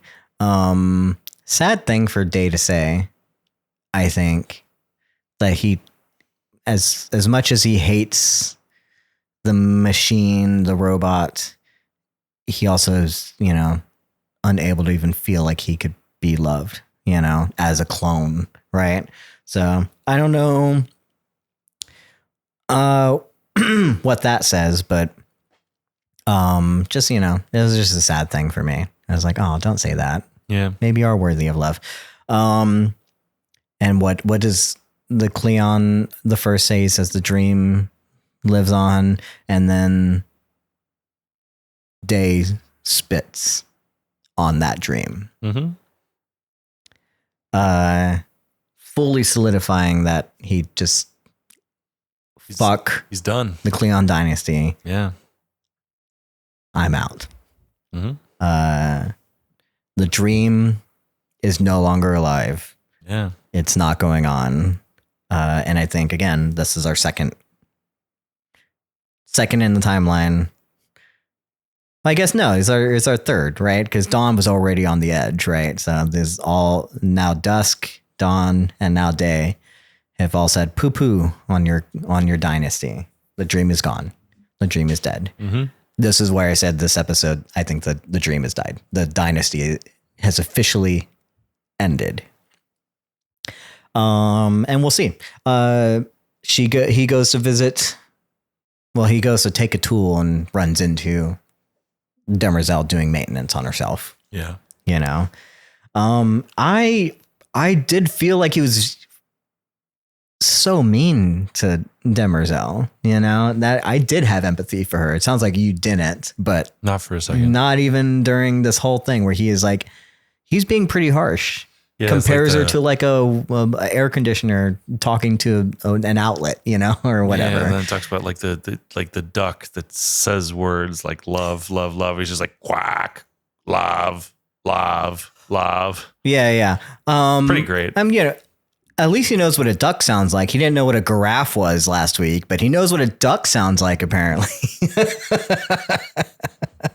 Or does he? The cross-eyed thing too really fucking sent me. I thought that was very funny. I laughed. The robot when he left and he did the robot voice and did the yeah. I was just like, oh my god. So disrespectful. You know me as someone who hates anachronism in my stories, and this was a little bit anachronistic because I'm like, this is like I said, thousands of years far removed from like robots, and they've only known one robot, and that robot being the most human thing that they've known. And so he puts on a impression of a robot. What do they, from where? They don't know robots to have been that. To have like to talk in a monotone voice and to go like this. That's not That's something that we have in our culture that we would make an impression of, but not a person thousands of years in the future who's never known a robot to do that. I disagree. I think that's being outrageous. That was anachronistic. As if he wouldn't know the history that like they were created by humans and that they weren't always completely human presenting. No, they would know this, of course. Just like they wouldn't think that spacecraft just immediately like were able to jump into hyperspeed. And first you started with cars and then planes. Like also for what it's worth, if you want to go to bat, Cleon throughout the history, every single iteration is very clearly well versed in history. They constantly quote like historical moments from hundreds, if not thousands of years ago. Sure. I mean, I'm trying to think of any kind of way that I can think back to like 3,000 years ago into Egypt and what something might have sounded like if I can like have an impression of it, because I have no idea what that sounded like or something, but I don't have an example for you. But that to me is like the what I'm talking about. Is like, it feels like I can't describe or put an impression of something that I don't know fucking existed, or how it sounded or how it looked. They might have like history books that tell them something, but I don't know if it's the same. But you know what, like, we don't know how the pyramids were fucking built. We know he knows how fucking. No, I mean, we don't know how the pyramids were built, but I mean, like, we know how the first car was made. How did the first car sound? I don't know, but I can tell me what the engine sounded. Give me an impression. It's like literally just that was 100. That was 100 years ago. Looked like you're driving a shitty car. That was 100 years ago. Yeah. How did what's anyway? No, I don't know. I don't have all the resources. 2,000 years ago is a different story. I do not have all the resources that the fucking emperor of the galaxy has. I don't have all the training and information that he has. I hated it. That's all I'm saying. I don't think it belongs, but sure. For our purposes as humans, because we, I mean, your assumption, your argument though also assumes that all robots are like Demerzel when she's arguably the most sophisticated robot that's ever existed. Yeah, the only robot that they've known for hundreds of years. You don't think they documented anything? We haven't seen it. What are you talking about? They have massive archives of historical context and libraries the size of fucking. I don't think they're telling stories. Campuses. I don't think we haven't seen them do theater of like the robot wars yet. I mean, I guess it could be like a movie. You need to have that just so we can make one condescending robot joke. This is possibly, yeah. I think you're being a lot more difficult than they are being anachronistic. Do you think she's capable of love? No, she defines. Obviously not. I know we talked about it, but she defines. They love in a way. They share everything. They call it the clasp. So robot to robot, is that not love? No, absolutely not. To be known is to be loved is to be known. They share everything. They share a mind. I don't think that's just what love is, and I don't think that they're capable of it. Absolutely not. That's not even close. I think people that experience love make sacrifices. I think that's impossible for Demerzel. She can't do anything against her directive. Never has. You think she hasn't made sacrifices? Nope. I think every single thing she's ever done is to support her directive. Okay. Give me an example. Tell me I'm wrong. I don't have an example. This is the question of the scene in the episode, right? It's not my trying to convince you of anything. It's just more of that's what they're trying to raise, right? Yeah, it's the idea of like what does love look like for a robot? Is that not the same if you could share your mind with someone, if you could quote unquote clasp with someone, that would be the most loving thing, because we can't even do that as humans. We are incapable of like sharing all of ourselves. It's hard to share like one mind. We get close. People who have been married for 50 years maybe get like a little close to being able to finish each other's sentences and understand what the other one is thinking before the other person can do it, but never can we experience the quote unquote, again, love of what this robot can do. And there's something beautiful about it and the way she describes it. And she almost like longs for that. She can't do that. She can't experience it because there's no other like her. And it feels like in her eyes, there's a longing for that. There's a something missing in her life because she can't have that. And I did feel sorry for her as a robot. And again, intellectually, I agree with you. Robots, we should not empathize with robots. In terms of the story, I just love what that is, you know, in terms of this character and this idea. It was pretty moving to an extent, you know? And again, that's something that we can never experience as humans. So ideal, somewhat. Maybe. In the future, maybe. Speak for yourself. I do wonder though, because this episode did also, because I spend most of my time thinking about Demerzel. I think she's the most interesting question on the show for me. To something that you just said right now when you were like, oh, because she's going to be lonely and there isn't anyone else there for her or whatever. I don't know if I agree with that. Isn't Harry Seldon's AI a version of a Demerzel? Isn't the Cleon AI? Are you shipping? Okay, hold on. A version like yes, aren't like right like yeah, but not in the same way. They're very limited because you know robots can't exist. They can't give them sort of agency. Now the AI of Harry, I don't know, but we definitely don't make. I think Cleon the First. I think his AI and Harry's AI are like I don't even know if they go against the rules of the thing, but they're literally like one-offs of things that can happen, right? I don't think she can interact with the Cleon the First AI. Why not? In the way that she could with another like robot. Why not? I don't know. That's just the way it's presented. If you think she can, that's great. Yeah. Like I'm just saying based on what I've seen, you might be right, but I don't know if the world has like set that up as like a possibility, right?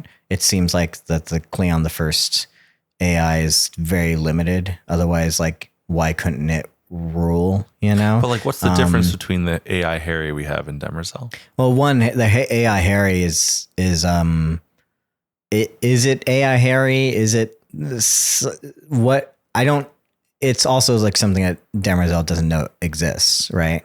They know the Foundation exists and that the Vault is, and I guess the Foundation does talk about Harry a lot, but how much do they release to Empire of like what is happening? Probably, I don't know. I think a lot of people know that Harry comes back. The reason that Demerzel busts out the Prime Radiant is because Ebeling tells Quint, You're talked to Harry you're asking the question not in a can she have a connection with these things, but more so like, are these not the same things just in general for like the show? This is just more of like in general, how are these different? And I don't know how to tell you, because ideally that would be against the rules.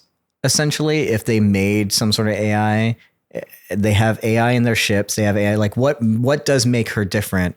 And I think that is like the ultimate question. Like, I don't know what makes the Harry thing different, because if it were the same, then it would be as, I think, dangerous to have and probably like banned, you know, so to speak, in this world, right? So it has to be different.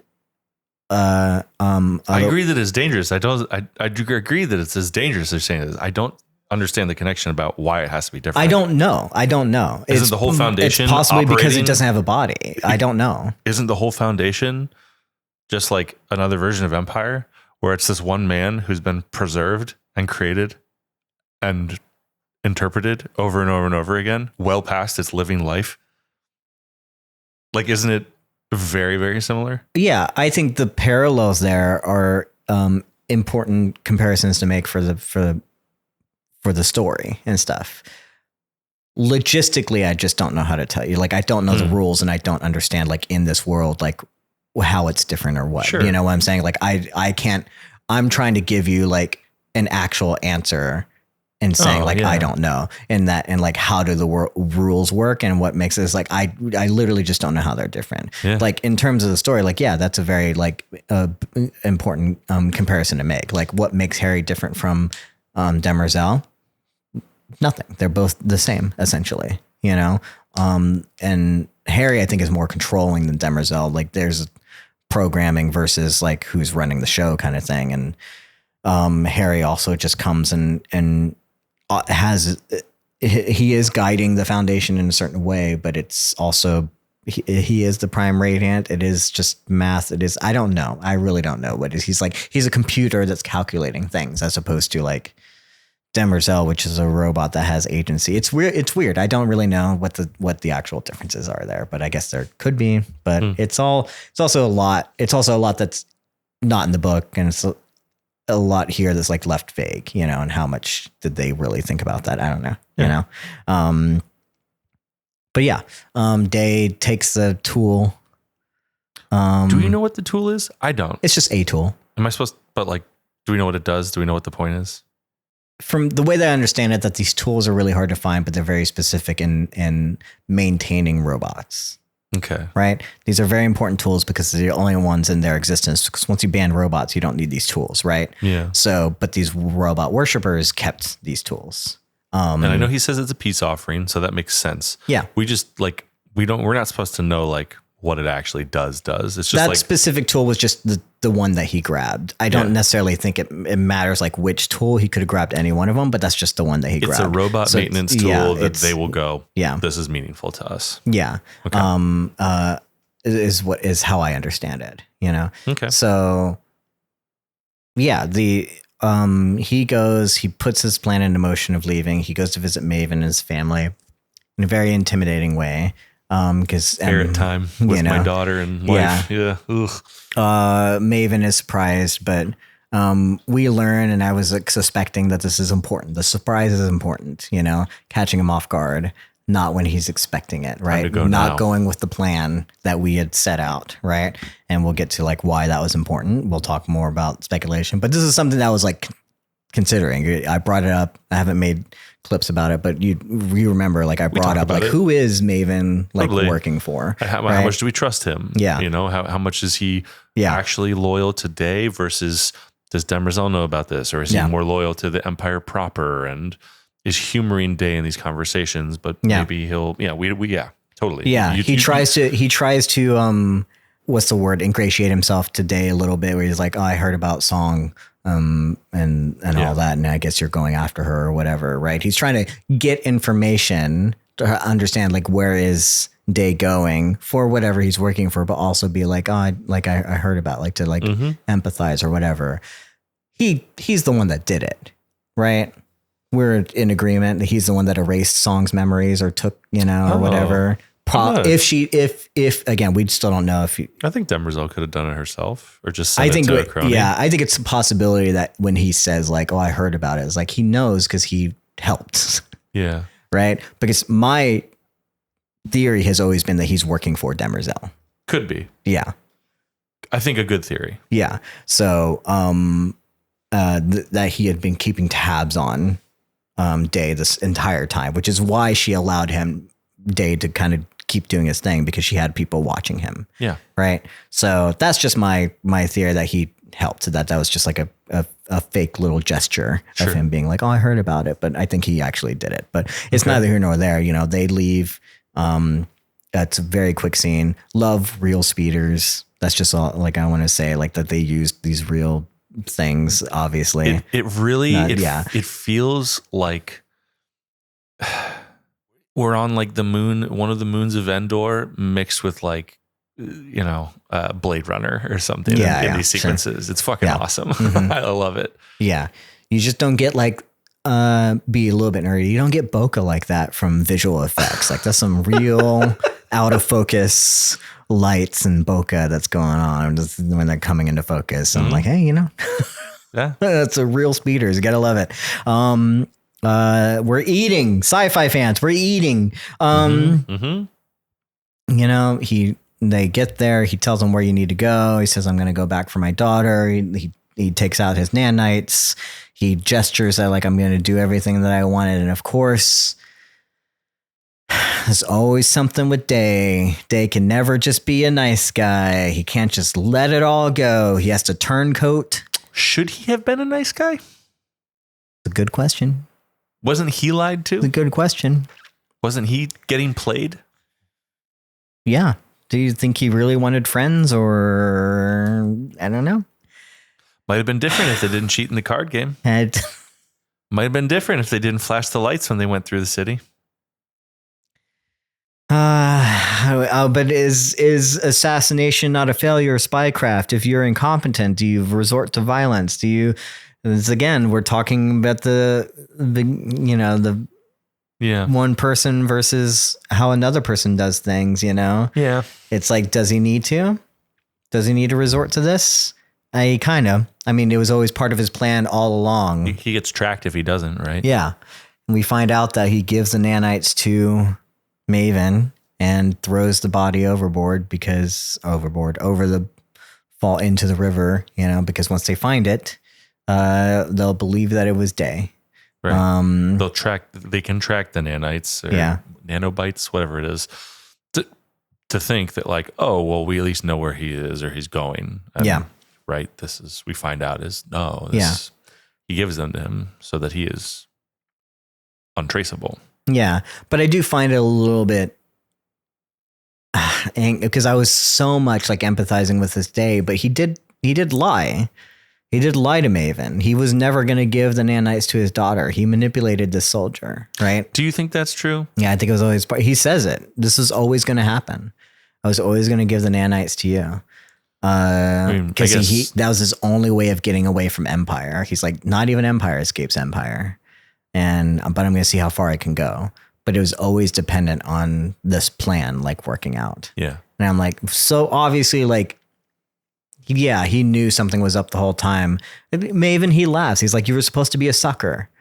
It's supposed to be easy. He's like, well, I can be when I want to be, And I'm like, well, Day, like, you manipulated, like, yeah, it's kind of Maven's fault for I guess not, at least being a little bit more authentic or whatever. He was always working for someone else. Yeah, I mean, he played him. But this has been his plan all along, even before the game. I think he's been I don't think he was ever gonna let him go back, because he doesn't escape if he doesn't get rid of the nanites and the aura ring and all the kind of stuff, Whoa, wait. No, he would totally still have escaped if he trusted Maven and gave him the nanites for Maven's daughter. Then he's untraceable again, so he could have escaped. But then the child dies, because when they go after the nanites, then it's I guess he could have. The kid would have been cured. I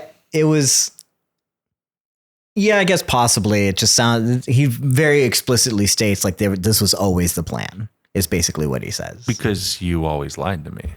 Essentially. Because you always thought you were playing me.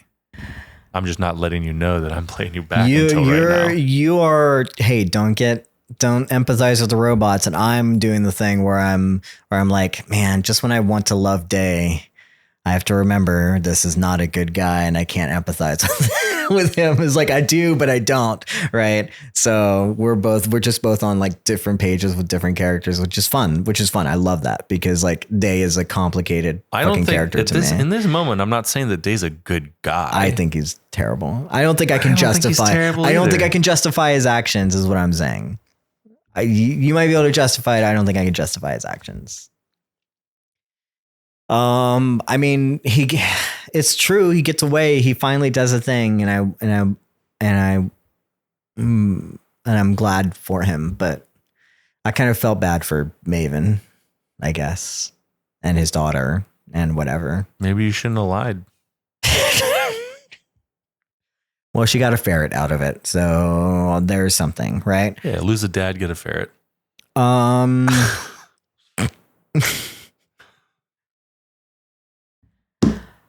I don't think Demerzel believes that he's dead, though. No. Because she knows exactly where he's going. So the plan didn't work, essentially. And we've taken his nano. Not as far as Demerzel goes. We've taken his nanobite things out before. We know that like Days are aware of this process. Sure. This is a thing. Like, For sure. I'm ready for speculation corner. Are you ready for speculation corner? Yeah, let's do it. I'm gonna go in the corner. No one puts baby in the corner. Everyone puts speculation in the corner. Okay. I don't know where I was going with that.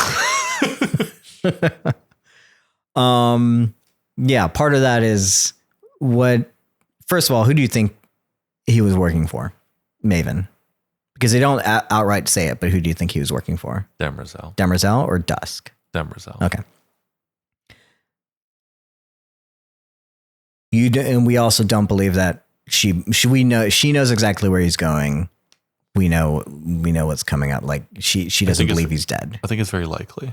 Yeah. Like, look, even if she doesn't know where she's going, first guess, I don't know, the place that I sent the woman he's in love with and cares about so much to. Yeah. I have two theories after this episode. Okay. One of them is in the form of a question. Does she decant more Cleons? Mm-hmm. We have no Dawn. We have no Dusk. They have absconded the throne. They are gone. Dusk isn't gone. You have no Dawn. I'm sorry, no Dawn, no day. That's my bad. But yes, to your point. Mentally, he is gone, to be fair. Wow, shots fired. Senile old man. Emotionally, he's gone. Emotionally, he's gone. But yes, Dawn and Day have absconded the throne. She knows that Day is not dead. Yeah. But the precedent would still be when they assume that he's dead to decant a new one. Do you think that's going to happen? Do you think we're going to have multiple Dawns now and multiple Days? I mean, I hope so, because that sounds fun. But I do think in the past, right? Like I think it's season 2, we get a Dawn that tries to escape. Yeah. With a lover. And it seems like the protocol is to make a new one. To catch and destroy first. If you can. And then decant the new one. Yes. So, okay. Sure. I feel like we have a rescue mission / elimination mission before decanting a new one. Okay. Having said that. Yeah. I could also, so that's my opinion. I also could see it's like, dude, like we're in crisis time. You need a day on the throne. We need a day on the throne, man. So I can see her cracking one out just because there's already a Dawn cooking too. So yeah, but I could also see, Dusk retaking the throne, and then him being like, "I've been looking to extend my stay. Yeah, I'm a stately old man with all this wisdom now. Mm-hmm. This is clearly my moment. There's no Dawn, no Day. Old man on the throne. Let's go." Yeah, I think that's a good answer to the question. There's a possibility I hadn't thought about that they have to capture them first. It feels like that would be the immediate thought. And especially like, yes, are they in crisis mode? Do they need a day on the throne, or do they try and capture these two and the empire is kind of ending anyway? Is it worth, kind of doing, right? Is it worth decanting another, all that kind of stuff? I love all those like ideas, like which one could happen or whatever. But my second theory is that they forego all of that. Suspense. How much can I stretch this out? What can we do? How long have we been talking? I don't think it's a coincidence that we saw Cleon the First become Day in this image, in this computer, in this whatever. And I think they have his memories. They have his thing. Empire is dying. The dynasty is dying. I think they're going to bring back Cleon the First. In physical form in or physical a hollow? Form, in Day form. I think they're going to decant a Day, but with Cleon the First memories of everything, and he's to bring it all back. I think my theory is that fuck the dynasty right now. It's dying. We need to get back on track. And in order to do that, measures have to be taken. You know what I'm saying? Scrap it all. Go back to the fucking first building block. Bring him in. Like fuck Dawn, fuck Dusk. He's essentially kind of gone and useless anyway at this point in probably their estimation. They don't have anyone else. There's literally no way to do it. I think there's a possibility, and I could be wrong, and this could be wild speculation, but I would not be surprised when they just end it where it began. Bring back Cleon the First. I don't think that's out of the question at all. Yeah. That's just going to be fucking crazy if that happens. Because here's my third theory. Well, how many we got? I think what's happening, what we're setting up is that while the Mule and the Foundation are doing their fucking thing, what we've been setting up in Trantor and with the Dynasty and everything that's going on there, we're setting up a civil war on Trantor. And I think Day is going to go down to Mycogen. He's going to, for love, for whatever it is, for defeating the Dynasty, to be able to get away from it, because he knows he can't get away from Empire. He's going to see how far he can go, but he has to know they're going to find out anyway. They know where I'm going. So what's he going to do? He's going to lead the rebellion, the Fungus Rebellion, and overthrow his own empire. And put a robot in charge? No, I don't know. Well, that's what all the Mycogen That's folks true. want. I think he's probably going to, That's what the inheritance is all about. Here's the thing. I don't know that he's thought through it. I don't know that I've thought through it. Because like, there's a conflict here, I think though, that's right? what's happening, though. There's I think a that's what's paradox. happening. Like the woman he loves Sure. song But love cares more about Demerzel than him. the things we do for love. I don't know. And just because obviously he hates Demerzel doesn't mean that he can't learn to change. Obviously, what is the thing that he's dealing with is like he can't see this thing as a human being. He calls it an it. And I understand you're like, again, intellectually, I agree with you. Don't empathize with the robot. But at some point, some people are going to empathize with the robot in this show. And I wouldn't be surprised that Dave switches and learns to empathize with the robot. And but I do think that like but I also I don't believe that in the sense that like when he leads this rebellion, whereas like, yes, the Mycogen sector, they have this religion and they believe that the robot will come save them. Yeah. I think that in the meantime, Demerzel might be teaming up with Cleon the First, the person that she loves, quote unquote. Cleon loves Demerzel, and that's going to be the faction they're going to fight against. I think that maybe she might perish in that, possibly. That it's not going to be a instilling robot overlord kind of thing. But Okay. I don't know. I don't know where that goes. So either it could change, he could change his mind, and he could decide to see Demerzel as someone that was enslaved by the Empire and try and free her from that. Yeah. And learn to love her and allow her to be free. And I don't know. And maybe I don't exactly know. But that's what I think. This is speculation corner. I'm allowed to speculate, Morgan. Nobody puts speculation in a corner but me. Sorry if I seemed at all resistant to this. Don't come at me with logic, Morgan. I'm speculating. I was listening. I think this is good. Tell me, why would she do that? I'm here for it, though. I'm here for it. I love spinning fucking webs on this stuff. I think it's fascinating. Those are just my theories. Yeah. That's some fun stuff that I might be down the pipeline. We've had other speculations before. Do you have anything for speculation corner? I don't know if you brought anything. It's just me. I don't think. I look at my notes really quick. No, though. I mean, I don't. Yeah. I didn't have any big ones. I even wrote down, because you brought up the times of crisis. My question literally was, could they, in a time of crisis, resurrect Day with Cleon the First's memories, as opposed to, like you said, just recanting a day? Like I was also very specific. I'm like, it does beg the question, right? It's like, I will say that, like, if the theory that you're putting forward is true, why wouldn't they have just done that every time and just made Cleon 1 over and over again with all Cleon 1's memories instead of making this succession? And like, I'm not saying it's impossible. The answer could be because they want a progression, because the idea was for Cleon to evolve over time. Mm-hmm. And so seeing that it's falling apart, they scrap it and go back to building block number 1. Yeah.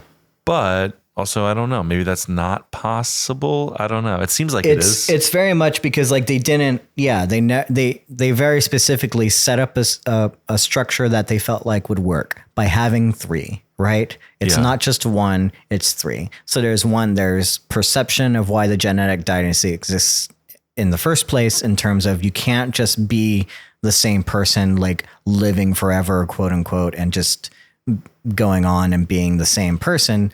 People wouldn't accept that, right? So has to be, I guess, politically and like understanding of how human beings are, that it's in order for the dynasty to go on long, it has to be new, right? Day asked this question of Cleon the First because he doesn't have those memories. They don't have memories of their past lives. They literally are born like a regular human and grow up. They are still, we can talk about nature versus nurture again. They still have a nature within them that is of Cleon the First, the same thing, which is why we have a Dusk that's always wanting to rebel against their kind of programming. I'm sorry, a Dawn that's always rebelling against their programming and always like kind of trying to fight against it. But it always kind of comes back to like, once you understand who you are and the history, and you're taught by the other Cleons to maintain this thing, you kind of like fall in line. Yeah. Right. So it could be potentially the reason they haven't done that is because it hasn't been needed, right? Because the Cleon dynasty like lives on by being something new, but also being the same in some way, which from the offset works for people. Yeah. It worked for them because they were like, well, it is someone new. It's kind of a dictator, but it's kind of not, right? I don't know why they accepted it or not accepted it, right?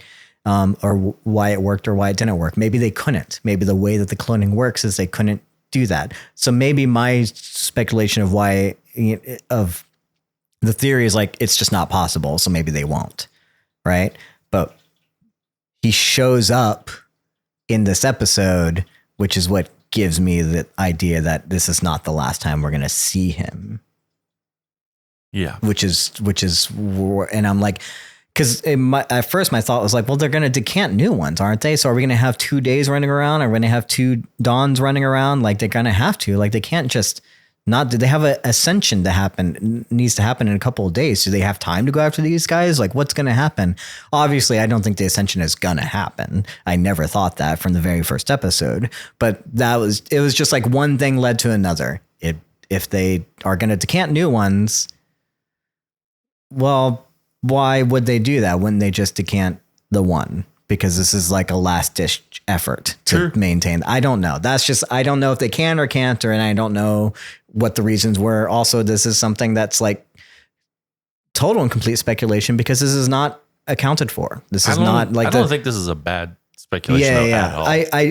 But I'm just saying, like, just to answer your question, is like, it's an out there theory for a concept that has no precedence, in the sense that it's not part of the books at all. So the sense that we don't know, because it could be anything. They could literally decide to do that. It's kind of it's like you could say like, why didn't they do this before? It's like, well, they set up the rules and now they're just deciding to change it because they can.